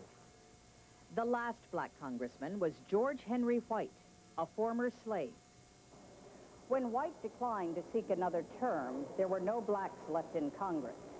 In a powerful farewell speech, he made a prophecy. Quote, "This is perhaps the Negro's temporary farewell, but let me say, Phoenix-like, he will rise up someday and come again." Well, it took 90 years. In 1982, Congress changed the Voting Rights Act. States with large black and Hispanic populations were required to create congressional districts in which most of the voters were minorities. The law took effect this year for the first time. In several states, new snake-like district lines were drawn, linking together small pockets of black voters. And make sure everybody in your family is registered, right? In North Carolina, 2 mostly black districts were created. Eva Clayton won the Democratic nomination in a rural district with a 52% black population. But she's campaigning hard among both blacks and whites. I think redistricting provided the opportunity, not the guarantee, the opportunity for many of us who would never have had the mathematical opportunity if it were not for redistricting. With so many black candidates like Eva Clayton running, black voter turnout is expected to be high. That is bound to hurt George Bush and help Bill Clinton because blacks usually vote for Democrats. Carol Simpson, ABC News. A little later on the American agenda, the issues you care about. Tonight, how the candidates would create new jobs. Diane Sawyer will have some of the day's other news. Diane? From here tonight, Peter, another political battle underway in Washington over the highly charged issue of family leave. We'll have that story in a moment. For the first time in a dozen years, the largest public hospital in Chicago is performing abortions. And the prospect of European disunity sends currency markets into a tailspin. This is World News Tonight with Peter Jennings in North Carolina. Brought to you by Chrysler Corporation. Presenting a totally new architecture for the automobile called Cab Forward. The windshield moves dramatically forward. The rear wheels move back. This gives you more room inside. A wider track helps provide more stability and safer handling. Introducing the Chrysler Concord, the Dodge Intrepid, and the Eagle Vision. Cars that will define automotive design into the next century. In the car business you lead, follow, or get out of the way. Do you get diarrhea too? Yes, I get diarrhea. My immediate reaction is, oh my gosh, I'm in trouble. I use kaopectate because it works. Kaopectate stops my diarrhea. I rely on it. I used to take aspirin to relieve minor arthritis pain until my doctor told me one Advil is as effective as 2 regular aspirin and is gentler to my stomach. For my pain, I prefer Advil. Advil, advanced medicine for pain. 7 weeks before the election, President Bush has decided to challenge Congress on the question of family leave. Congress has passed a bill which Mr. Bush intends to veto. It would affect companies with more than 50 workers, requiring them to give employees up to 12 weeks of unpaid leave each year to take care of family emergencies. Governor Clinton endorses it. But today, for the first time, Mr. Bush proposed an alternative. It would reward small and medium-sized companies with a tax credit of up to $1,200 per worker if they voluntarily give their employees up to 60 days of leave each year. However, the Bush administration's plan could cost the Treasury up to $500 million a year. Another hot political issue, abortion, became a little hotter today in Chicago. The city's largest public hospital hasn't performed abortions for 12 years, but today they resumed at Cook County Hospital. Here's ABC's John McKenzie. This morning, the barricades went up and extra police moved in. Preparations for demonstrations after a court ruled that Cook County Hospital could, as planned, resume elective abortions. The hospital will be a battleground. This means war. They are killing the children of the poor in this county, and we are going to fight it tooth and nail. Cook County Hospital is where Chicago's poor come for all forms of medical care. And between 1973 and 1980, this is where many came for abortions. But anti-abortion groups complained it was being done with taxpayer money. And 12 years ago, the county president ordered the procedure here. Valley's only primetime news hour. Fox 29's The 10 O'Clock News. Good evening, I'm Lee McCarthy. And I'm Jill Chernikoff. Here's what's happening. There will be no third-party fact finder in the contract dispute between the city of Philadelphia and its unions. That was the 5-1 ruling today from the state Supreme Court. As Farland Chang reports, this puts the unions' backs against the wall. In their second night of preparing for a strike, the city's unionized workers got bad news from the state Supreme Court. It ruled that the union was too late when it asked for a fact finder to settle a contract dispute with the city. The court ruled that asking for a third-party fact finder violates the timetables for bargaining, mediation, and fact-finding. That's because fact-finding should come 130 days before the March budget deadline. The ruling means Mayor Rendell can impose his final offer, which he will announce on Friday. I don't think layoffs are going to be necessary now because we have the right to implement when we believe there's an impasse that's been reached. And as far as the strike goes, I don't want to see a strike. I hope we can negotiate this. Right now, his last best offer is a 4-year contract. It gives no pay raise in the first 3 years and a 4% raise in the last 6 months of the 4th year. Of the city's 12,000 blue-collar workers, these people showed they are ready to strike if the mayor does not offer a better deal. We are fighting for our young and our spouses. We can't lose. We cannot lose. We will not lose. And listen, get everything you can out of this because we're in it for the long haul. Okay? The head of District Council 33 says the union is now waiting for the mayor to make the next move. The head of the white-collar union, DC 47, says they just want a fair deal. We want to negotiate, and we would hope hope that we could get back to the table and we could hammer out an agreement. But if talks fail, workers say they will fight, including custodian Donald Jones. We're going to strike until it hurts the city. This is not fair what the mayor is doing to the city workers. He's not caring about our families, our livelihood, and he's living very comfortably, and we want to live the same way. While the union has lost in court, its leaders say they have at least one time to mobilize their troops. Meanwhile, the mayor insists he will not back down. So the city tonight has moved one big step closer toward a strike. In Center City, Farland Chang, the 10 o'clock news. Joining us now from Center City is Mayor Ed Rendell. Thanks for joining us tonight. Mr. Mayor, we heard you say just a second ago that when you're at an impasse, you can implement. Is that what you'll declare on Friday, an impasse?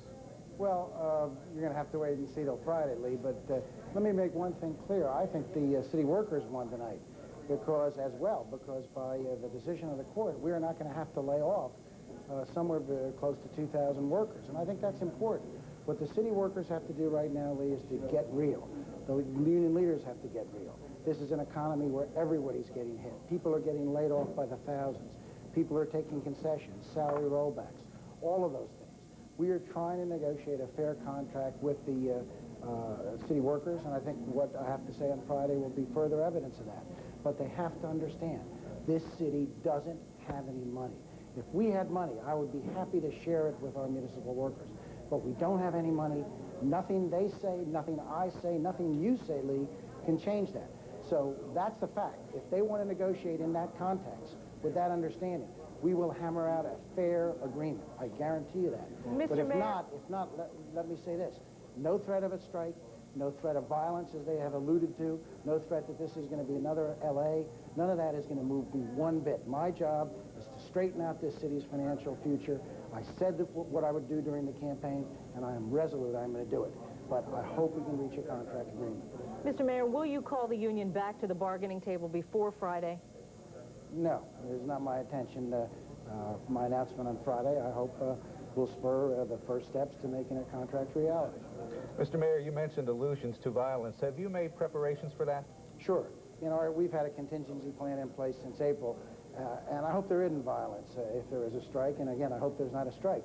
But no threat of violence is going to change my mind. This city has been running scared for too long. It is time that we stand up, do what's right to turn our situation around. This city could be a great city, Lee. I just have spent the last 4 or 5 hours down in downtown Philadelphia at Wednesday Night Out, and there's so much excitement and so much vibrancy and so much hope that with the coming to the convention center and all the good things that are going to happen in Philadelphia, we can turn it around.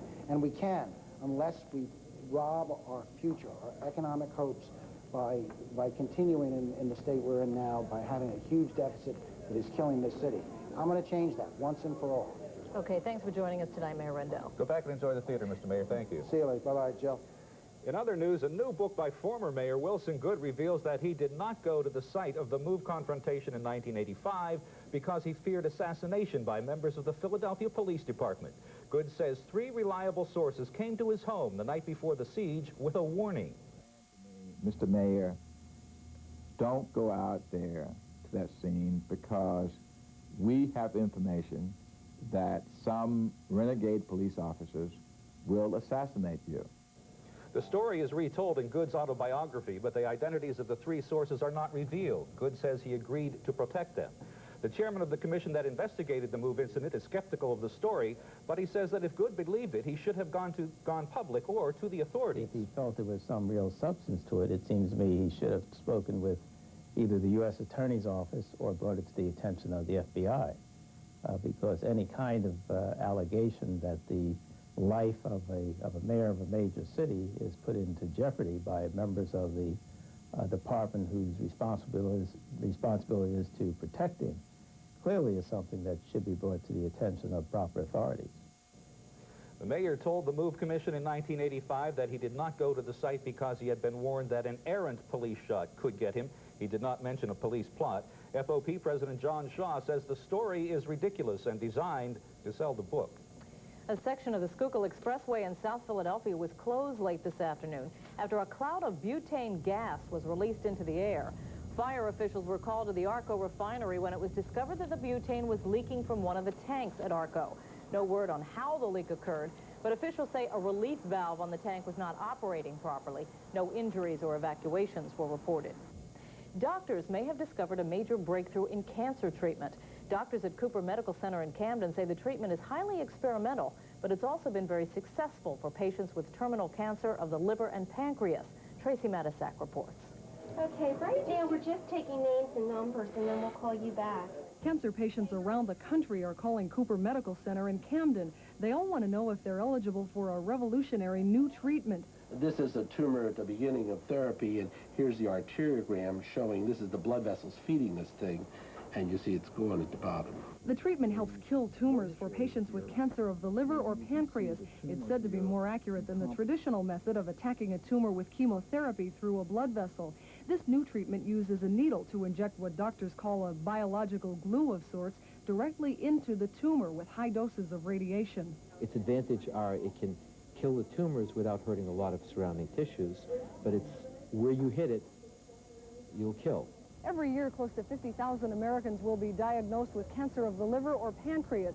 Most of them will die unless new medical technology can save their lives. So this is an important step forward, that we have to keep a steady hand, not overpromise anything to patients, and take them into this technology and see what we can achieve. What doctors at Cooper have already achieved is a reduction in the size of the tumors of 36 terminal cancer patients, and some are now in remission. But doctors caution that the treatment will only be effective for a small percentage of cancer patients until it can be perfected. For more information on the treatment, call the Cooper Medical Center at 609-342-3191. In Camden, Tracy Matisak, the 10 o'clock news. Gulf War veterans exposed to smoke from Kuwaiti oil fires say they are suffering from breathing problems, fatigue, night sweats, and skin lesions. Some 300 vets have reported mysterious illnesses. The Pentagon says it has found no link to service in the Gulf, and that angers Massachusetts Congressman Joseph Kennedy.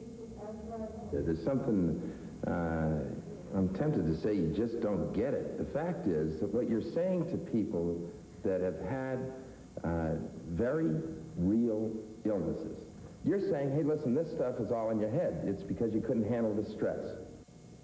Pentagon doctors cautioned against inventing some new environmental disease before there is solid proof. The Veterans Administration has set up 4 clinics to help treat veterans of the Gulf War.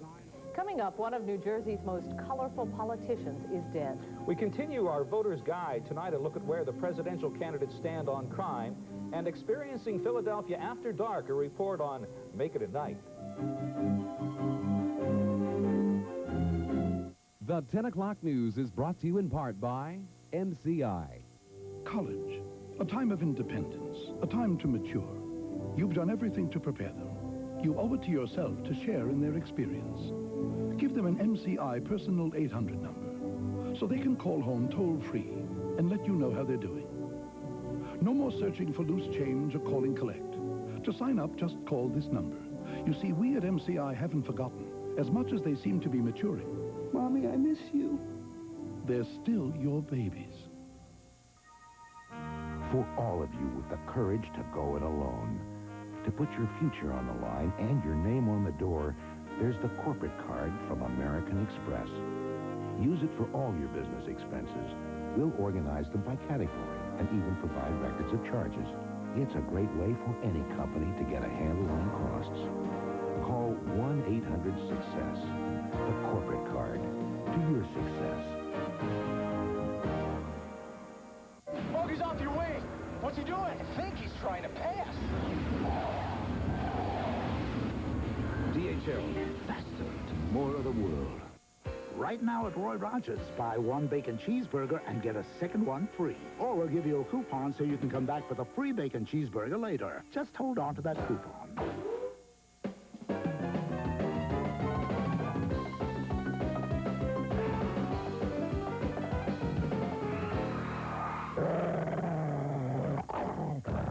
Roy's Bacon Cheeseburger. Buy 1, get 1 free now. Or with your coupon later. Only at Roy's.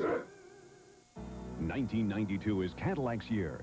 STS, Seville, Eldorado. Now you can drive a brand new 92 Eldorado for under $15,000. That's right, lease an Eldorado for 30 months, and the total of your payments, including a $1,500 down payment, is under $15,000, thanks to a special factory-to-dealer incentive. See your Cadillac Super Network dealer now, because this offer will not last long. Drive a new Eldorado for under $15,000. Hurry, don't miss out. President Bush introduced a family leave bill today to counter the one Democrats want him to sign. Instead of giving employees up to 12 weeks of unpaid leave, the Bush plan gives employers tax incentives to do so voluntarily. Mr. Bush says the Democratic proposal will force layoffs, and his will not. It can be done very, very quickly, and it will not cause a loss of jobs, something that concerns me very much in this small business arena. We're trying to help small business, not mandate them so that whether they want to or not, they have to lay people off. Democratic challenger Bill Clinton says the president is walking away from working families. The Democratic nominee spent the day in Los Angeles, where he toured areas ravaged by the spring riots. Clinton told supporters that he could revitalize South Central LA in a short time with the right business incentives, including enterprise zones. He said his plan differs from the one proposed by President Bush because Clinton's plan assumes that poor people can succeed in business if given the right training. He says Mr. Bush's plan does not target poor people for help. It's uncertain whether Bill Clinton will get a chance to debate George Bush. Today, the president ignored a 10 a.m. deadline to agree to a debate sponsored by the Bipartisan Commission on Presidential Debates. Spokesman Marlon Fitzwater said Mr. Bush objected to the commission's plan for a single moderator rather than a panel of journalists. The president's campaign wants to hammer out details with the Clinton camp. Former vice presidential candidate Geraldine Ferraro is refusing to concede in yesterday's New York primary election for the U.S. Senate. Ferraro trails State Attorney General Robert Abrams by 1 percentage point. The State Board of Elections has ordered a recount. The results will not be finalized for 9 days. Other highlights in yesterday's primaries: New York Congressman Stephen Solars, who bounced 700 checks in the House bank scandal, became the latest in a growing number of incumbents to lose in primary elections. This election year also features a record number of women candidates nominated for Senate seats. The latest is first-term Washington State Senator Patty Murray, who is vying for the seat vacated by Senator Brock Adams. Former New Jersey Congresswoman Millicent Fenwick has died at the age of 82. She was known as the pipe-smoking grandmother. Fenwick went to work on Capitol Hill at an age when many people retire. She was in her 60s. She gained a reputation for her insistence on high ethical standards. The former model, editor, and author of an etiquette book was the inspiration for the Doonesbury character, Lacey Davenport. Under Pennsylvania law, registered voters who do not vote in 2 years are purged from registration rolls. Today, members of the national group Project Vote rallied for support to overturn that law. Project Vote is suing the city of Philadelphia to stop the purging and is calling the law unfair and unnecessary. It means that people who have voted in every presidential election, every Senate election, every mayor's race since time immemorial have still been taken off the roll simply because they failed to vote when the district attorney was the top of the ticket, the highest office on the ballot in 1989, and when Governor Casey won by his landslide in 1990. According to Project Vote, the city purged more than 190,000 voters from registration rolls last year alone. All this week, the Fox 29 Voters Guide has been taking an expanded look at the issues in this year's presidential race. Crime has played an important role in the last 2 elections. Rich Noonan looks at how it's playing to the American voters this year. Bad boys, what you gonna do? What you gonna do when they come for you? Cops is filmed. This is the opening song to one of the country's favorite television shows. It's called Cops. The real-life police program was born in the late 80s when crime was the #1 issue confronting Americans. But who made it #1? The people or the politicians? Ronald Reagan and later George Bush thrived on talking tough about crime. Common sense approach to crime means that if we're going to affect people's behavior, we must have a criminal justice system in which there is an expectation that if you commit a crime, you will be caught, and if caught, you will be prosecuted, and if convicted, you will do time.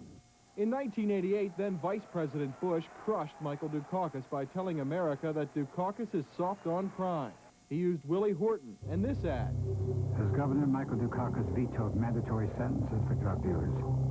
He vetoed the death penalty. His revolving door prison policy gave weekend furloughs to first-degree murderers not eligible for parole. While out, many committed other crimes like kidnapping and rape, and many are still at large. Governor Bill Clinton did not miss the message. He has never been accused of being soft on crime. Clinton is a former attorney general, and 4 times while Arkansas's governor carried out the death penalty. He came to the race with George Bush prepared for the crime issue. This president used crime to beat the Democrats in 1988, and then he turned around and tried to take $100 million away from state and local law enforcement.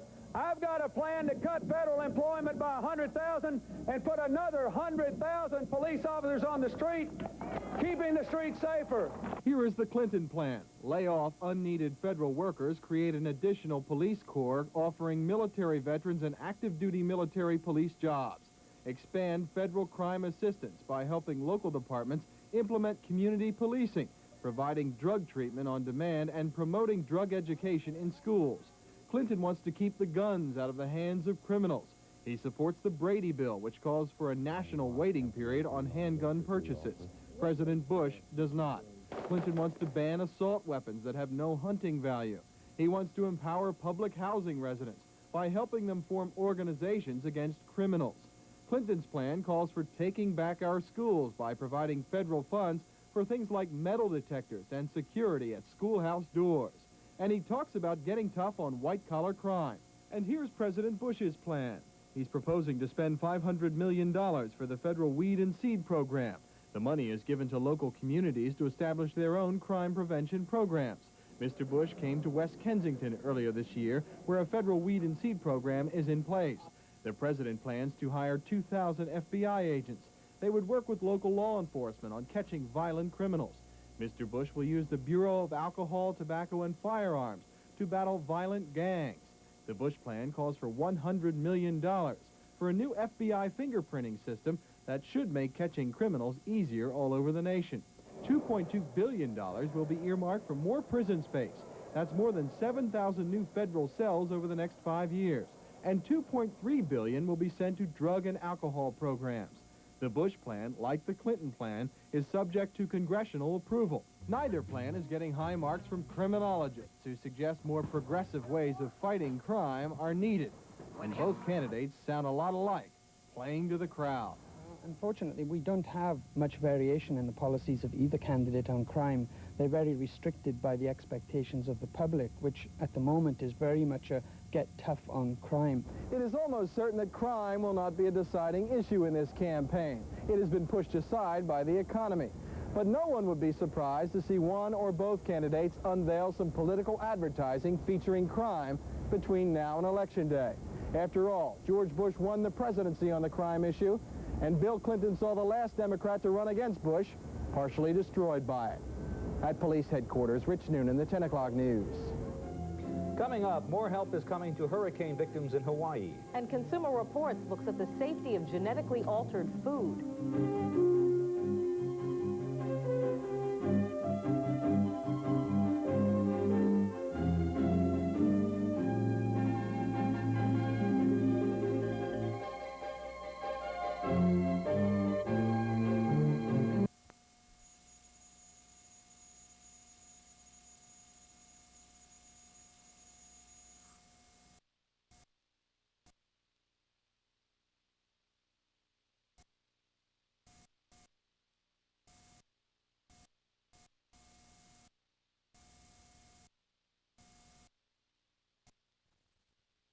Back tomorrow from Charlotte, North Carolina. Have a pleasant evening. Good night.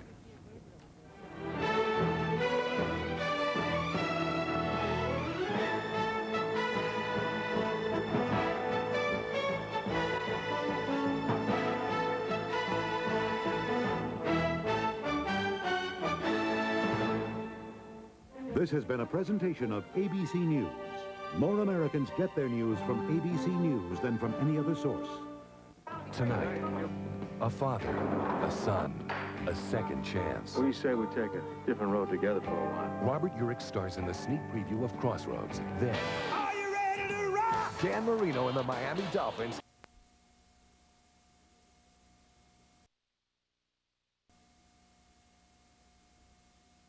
Stomach guard, and the name Bayer. That should ease your mind. Introducing new extra strength Bayer Plus for headaches. Now there's no pain you can't bear. Never seen nothing like it. I mean, Rusty Slade was an ornery sort. Always ate his old bran flakes just for fiber. But one morning, I gave him Kellogg's new complete bran flakes. Weren't the same. More than fiber, they had whole grain wheat. Flakes were new too, crispy, crunchy. Why, that Kellogg's complete bran flakes even had a better nutty taste. It was all so good, made Rusty smile. Almost. New Kellogg's complete bran flakes. Fiber and then some. Medical news, the International AIDS Conference ended today in Amsterdam, and as always, a major topic was the need to find ways to slow the spread of AIDS. ABC's George Strait reports the city of Amsterdam, where the conference was held, is having some success. Ricky is 20 and one of the 5,000 prostitutes in Amsterdam. Wilhelm is one of the city's 7,000 intravenous drug users. Neither drug abuse nor prostitution is legal here, but both are tolerated. Many say Amsterdam's open and pragmatic approach to this kind of risky behavior has given officials the freedom to fight AIDS. They say that is why Amsterdam's AIDS infection rate is among the lowest in the world. It was very much a public health issue. It was not very much a political issue. If people don't want to stop using drugs, let's have the second best option, which is help them through that period. And that help is extensive. Buses travel the city dispensing methadone, condoms, and clean needles. Last year, more than 1 million dirty needles were exchanged for clean ones. Even in the middle of the night, when the health department is closed, the city makes sure that there are clean needles available. All over Amsterdam, there are dispensers like this, where for about 75 cents, an addict can get what he needs. Finally, to keep track of their health status, the city pays addicts $15 each time they get tested for AIDS. I do it every 3-4 months. I find it important for myself and for the people I'm going with. For prostitutes, the city provides free medical checkups, condoms, and outreach workers who actually teach the women safe sex. I explain to them how they can use a condom correctly. This approach might be too radical to ever be accepted in the U.S., but it is working here. Amsterdam is one of the only cities in the world where the AIDS problem is not getting worse. George Strait, ABC News, Amsterdam. In France, the AIDS epidemic has led to a major government scandal and a criminal trial. The charge is that 7 years ago, government officials knowingly allowed people with blood disorders to be treated with AIDS-tainted blood. ABC's Jim Bitterman is in Paris. The protesters knew who to blame for France's blood scandal. It was, they said, the prime minister and 2 cabinet ministers in power when it took place. Victims claim the government knowingly distributed AIDS-contaminated blood products needed by hemophiliacs. 1,500 of them became HIV positive, and more than 250 have died from AIDS. Critics say it all could have been prevented if the government had spent $20 million to replace bad blood products with purified ones from abroad, and used a readily available American AIDS test instead of waiting for French labs to develop one. More and more people in France are angry because now we know that the politician in 1985, when all the blood scandal started, they knew everything, they did nothing, and people kept on dying. Yet it's not the government ministers who are on trial, but 4 top healthcare officials charged with crimes that could land them in jail for 4 years. They had hoped the ministers might be forced to share some of the blame. But the former...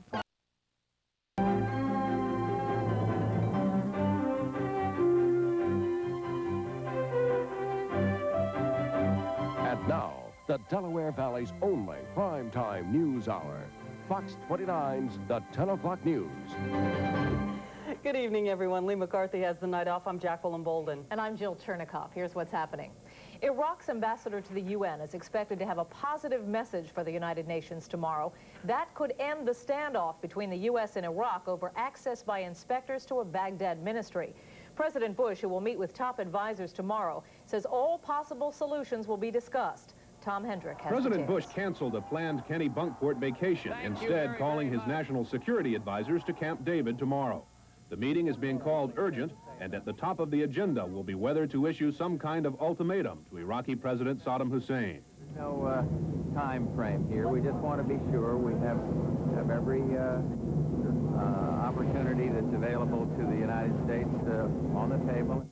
The Iraqi leader's refusal to allow UN inspectors into Baghdad's agriculture ministry building is just the most tangible sign, officials say, that the Iraqi government may be reneging on post-war promises. U.S. officials say that includes a decision to withdraw from UN talks on boundary lines and sovereignty. Calling into question its willingness to honor its commitment to the UN to respect the Iraq-Kuwait border. The pattern of defiance here and the widespread nature of their violation of the resolutions suggests this may be a more difficult situation, and we are prepared to act accordingly to enforce the resolutions. Military options and U.S. readiness for a renewed bombing campaign also reportedly will be discussed at Camp David. But late today, Iraq's UN ambassador strongly hinted his government is getting ready to announce compliance. The mutual spirit of searching for a constructive solution is there, and this is very important. Whether the showdown is over or just beginning may be known tomorrow. In any case, the Bush administration insists that no additional Security Council authorization is needed to take military action. Tom Hendrick, Fox News, the White House. President Bush has been heckled by an audience before, but perhaps rarely more intensely than he was today. As Skip Lozier reports, frustration boiled over into heated words on both sides. The president tries to reassure the families of Vietnam-era servicemen still listed as prisoners of war or missing in action. Our work must not end and will not end until you have answers about your loved ones. But a few dozen members of the audience clearly don't believe him. The protesters, most of whom turned their backs on the president, cite newly released Pentagon studies describing as half-hearted some government efforts to find live Americans in Southeast Asia.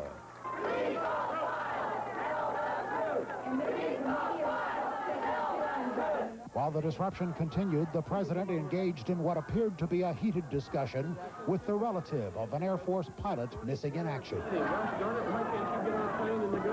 The commotion finally does die down. Where were we? And Mr. Bush resumes his remarks. This is very emotional, understandably emotional. But moments later, there is more shouting, and this time Mr. Bush gets angry. Would you please be quiet and let me finish? Would you please shut up and sit down? They do, and the president staunchly defends his commitment to bring all U.S. servicemen, alive or dead, home again. To suggest that a commander-in-chief that led this country into its most successful recent effort would condone for one single day the personal knowledge of a person held against his will, whether it's here or any place else, is simply totally unfair. Most members of the POW MIA families in the audience do believe the president, but they still want a full accounting.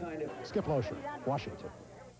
The issue of POWs and MIAs is not new, but as the president's visit to Arlington proved, it is deeply emotional for many families, and it is possibly an issue for the upcoming campaign. Farlan Chang has that story. 26 years after Navy Lieutenant Joe Mossman was shot down over Vietnam, his wife Diane believes he is still alive. At her workplace, or anywhere else she can, Diane Mossman says she has gotten no help from the government that her husband served. They have lied for so many years, and I think it would be an embarrassment on the part of the government to admit that all these years they truly knew that our men were being held as prisoners over there. Frank Thompson is a Vietnam veteran who blamed leaders from both parties for covering up their mistakes since the end of the Vietnam War in 1973. Well, they're afraid to have it on their watch. They don't want that embarrassment. Thompson did feel some hope with Ross Perot fighting for veterans and running for president. But as for Bill Clinton and George Bush, he would rather see action over words. They said it's the highest priority, and all they've done is given us lip service without actions. Don't talk anymore, do it. Thompson says even now, after this latest Pentagon report criticizing the government, the truth is still concealed. Both Thompson and Diane Mossman say it is not fair for the 2,226 other families to not know of every little finding about their loved ones. He may never be the same, but I know I take care of him, and he'd never suffer again. The Pentagon studies reveal 2,600 more live sighting reports. Those sightings will be the subject of Senate hearings in August. And for the families of the men still listed here as missing, those sightings may be the key to finding the truth. At the Vietnam Veterans Memorial, Farlan Chang, the 10 o'clock news. Secretary of State James Baker is in the Philippines after a 6-day Middle East mission. The Secretary's last stop in the Middle East was so...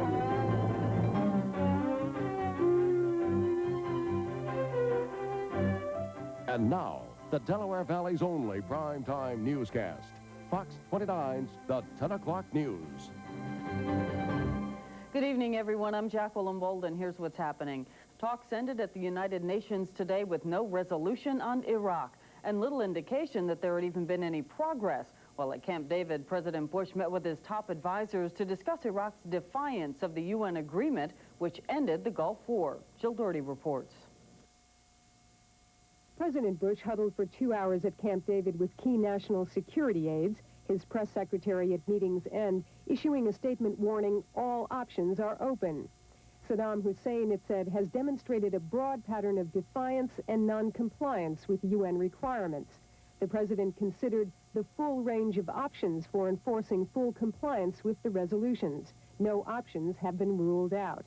The White House statement came as Iraqi ambassador to the UN, Abdul Amir al-Anbari, was proclaiming in New York that deadlock over UN weapons inspections was almost over. We are seeing eye to eye on so many things, and a few things remain to be finalized. But that wasn't how the UN official in charge of dismantling Iraq's war machine saw it. I wouldn't call that progress. We rather slide back and start it off again to go forward. But so we still have an outstanding issue.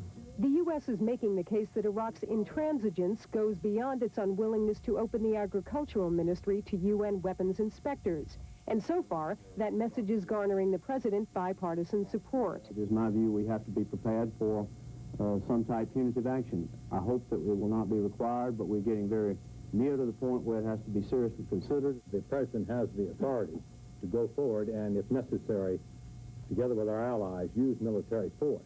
A White House official says there is no timetable for decisions on any action, but there is a feeling of urgency along with some saber rattling. As Press Secretary Marlin Fitzwater put it, there has to be some point at which final judgments are made. Jill Doherty, the White House. Secretary of State James Baker said today reports that Iraq may give in and allow UN inspectors to look at records is nothing more than what Baker called, quote, cheat and retreat tactics. Baker is in the Philippines, where he continues to monitor the UN-Iraq situation by telephone. Also today, Baker said that he'd like the Israelis and Arabs to resume the Middle East peace talks in Washington August 10th. The talks recessed last April. They've been on hold until an acceptable neutral meeting place could be determined. In Washington, the debate continues. The question, should Vice President Dan Quayle be dropped from the Republican ticket? The Washington Post reports that Quayle and President Bush seriously discussed the issue before deciding that Quayle should stay. Senate Republican leader Bob Dole says he thinks Quayle should stay. He says talk of a new running mate is an overreaction to the latest polls. If they had someone else. They don't name anybody else. You know, that's it. You know, when you're behind 30 points in the poll, everybody gives you lots of free advice. And one of the people in the cabinet ought to go, that you know, the people in the White House ought to go, that President Bush ought to do this, that Quayle ought to go. I mean, it's just part of that mix. Now, if we were 30 points ahead, you'd say, boy, isn't this a great ticket? The Chicago Tribune disagrees. An editorial that will appear in tomorrow's newspaper says Bush made a mistake in selecting Quayle, and the only thing worse would be prolonging the mistake. Well, a Time Magazine CNN poll out today suggests that dumping Quayle from the Republican ticket is not altogether a bad idea. Almost half of the people polled say Mr. Bush should find a new running mate. Republicans were equally divided on the issue. The same poll shows Democrat Bill Clinton maintaining a comfortable lead. over President Bush in the race for the White House. Well, despite that big lead, Clinton continues his frantic campaign pace. Thousands of people turned out for a rally in Spokane, Washington, as Clinton began the first Western swing of his campaign. The rally was part of a 20-hour day for Clinton. The Democratic nominee says he'll keep up a jam-packed schedule because he wants an aggressive campaign. Federal regulators are looking into reports that a safety device used in nuclear power plants is defective. The reports indicate that the part may not signal when a meltdown is about to occur. 4 local plants use the device: Limerick and Peach Bottom in Pennsylvania, New Jersey's Oyster Creek plant, and Hope Creek in Delaware. Pennsylvania has joined the list of states taking a flying leap to crack down on bungee jumping. Yesterday, the state began handing out cease and desist orders to operators, effectively banning bungee jumping until safety standards are met. As Farland Chang reports, some operators see the move as a good one, as long as they can stay in business. The recent bungee jumping deaths and injuries in Michigan have already caused Florida to impose an emergency ban. And now Pennsylvania is getting tough as well. The state is slated to issue cease and desist orders until operators meet new safety standards. The standards are needed because up until now, this booming sport has been unregulated. And even the operators admit there are inherent risks when jumping 140 feet off a crane. 3, deep breath, 2, 1, go! It's just scary. The height is scary. I didn't want the thing to break and my head bouncing off the rocks in the river. The bungee jumping outfit here at the Beach Club does not oppose government regulation. In fact, the managers here would like to work with the government to come up with a new list of rules. They say that would help to get rid of the few bad apples who give this industry a bad name. A lot of people who are getting into it, once again, are not necessarily qualified. Obviously, it's a very lucrative business right now, and a lot of people make one jump and think they're ready to operate their own business. The state's new order will require the maker of each portion of the bungee jump to set safety regulations and then meet them. It also requires operators to have at least $500,000 in insurance. Adrenaline Adventures of Philadelphia says that's no problem. And it says its system has backups if anything fails. I would never put myself or anybody else in a position where I thought it was unsafe. I know this is 100% safe. We're very good, we're very thorough, and equipment's incredible. Pennsylvania has had no reports of jumping accidents so far. And today, customers who felt scared at first came away believers. It's cool, man. Do it again. It's pretty safe. It's safe. But until the state defines just what safe means, Pennsylvania still plans to stop thrill seekers from jumping. On Delaware Avenue, Farland Chang, the 10 o'clock news. Coming up, fighting a war against the mafia in Sicily. And Winfield residents trade their putters for picket signs to save their golf course.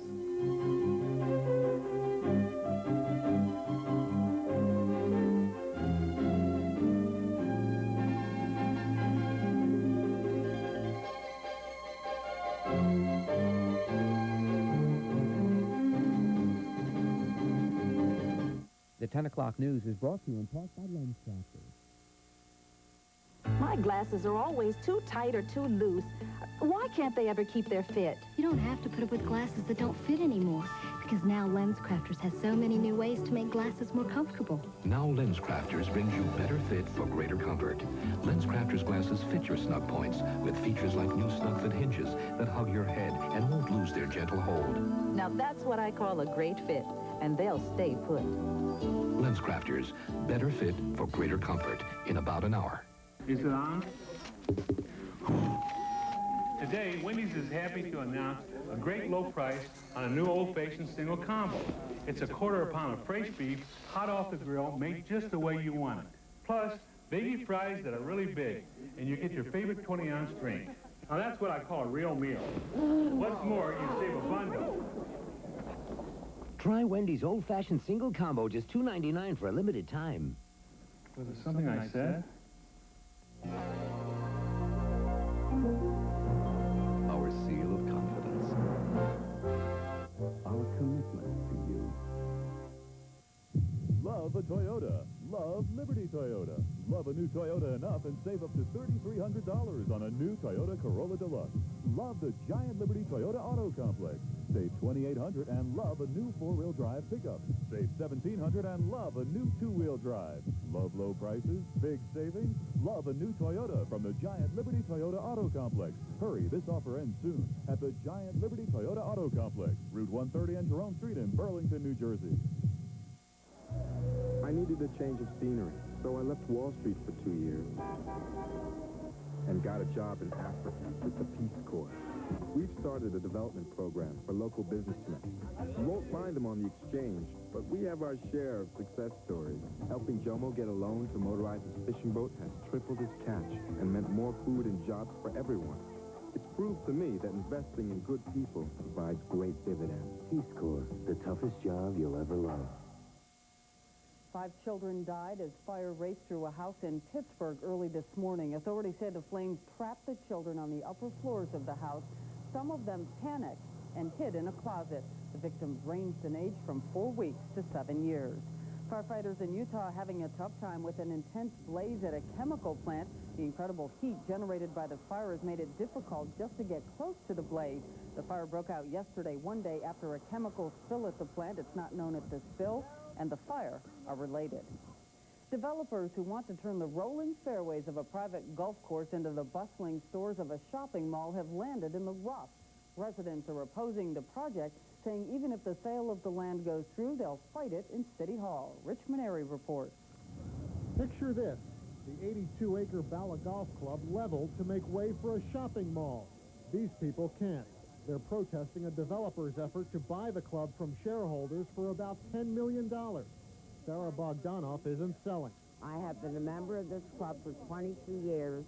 I am a bondholder, and I cannot believe that ecologically they would allow one tree to be cut. The developers who want to turn this golf course into a shopping mall are Hal and Bill Wheeler.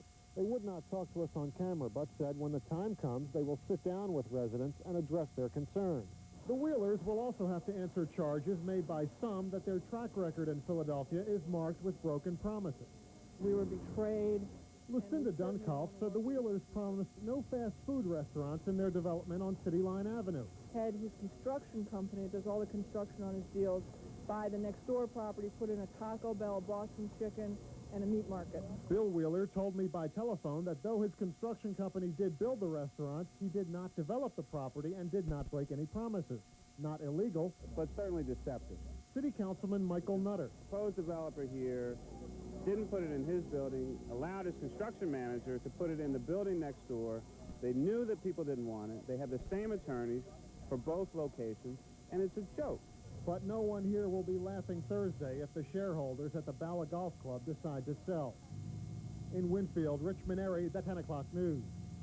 In Mexico City, officials began new talks on a North American free trade agreement. Ministers from Canada, Mexico, and the United States are hoping to put together the world's largest free trade accord. They say it is unlikely that a swift agreement will take place since there are so many unresolved issues. In Sicily, several hundred people held a silent candlelight march in support of the Italian government. Officials began deploying military troops to Palermo, a mafia stronghold, today. The crackdown follows the assassination of Italy's top anti-mafia crime fighter and 5 of his bodyguards last week. 7,000 soldiers are expected to be in place by August 7th. Still to come, the sun will come out tomorrow, at least a little more than today. Bill Elias has the Sunday forecast. Later on in sports, the Phillies try to make it 3 wins in a row at the Vet. But first, this week's segment of Philadelphia's Most Wanted. I'm Rich Noonan. Philadelphia Municipal Court needs your help in catching this fugitive, 26-year-old Robert Tuck. He also uses the name Rodney Hahn. Tuck is wanted on charges of drug dealing, aggravated assault, and resisting arrest. Municipal court officials say this man has failed to show for court at least 4 times. If you know where Robert Tuck can be found, call the court warrant unit now at 686-7424. Tuck's code number is 61. Municipal court is also looking for this man, 23-year-old Eric Williams. He also goes by the name Christopher Williams. Williams is wanted on a long list of drug and theft charges. He, too, has failed to show up for court 4 times. If you know where Eric Williams can be found, call the court warrant unit now at 7424. Williams' code number is 62. Remember, when calling in a tip, you don't have to leave your name. Robert Tuck and Eric Williams, two of Philadelphia's most wanted.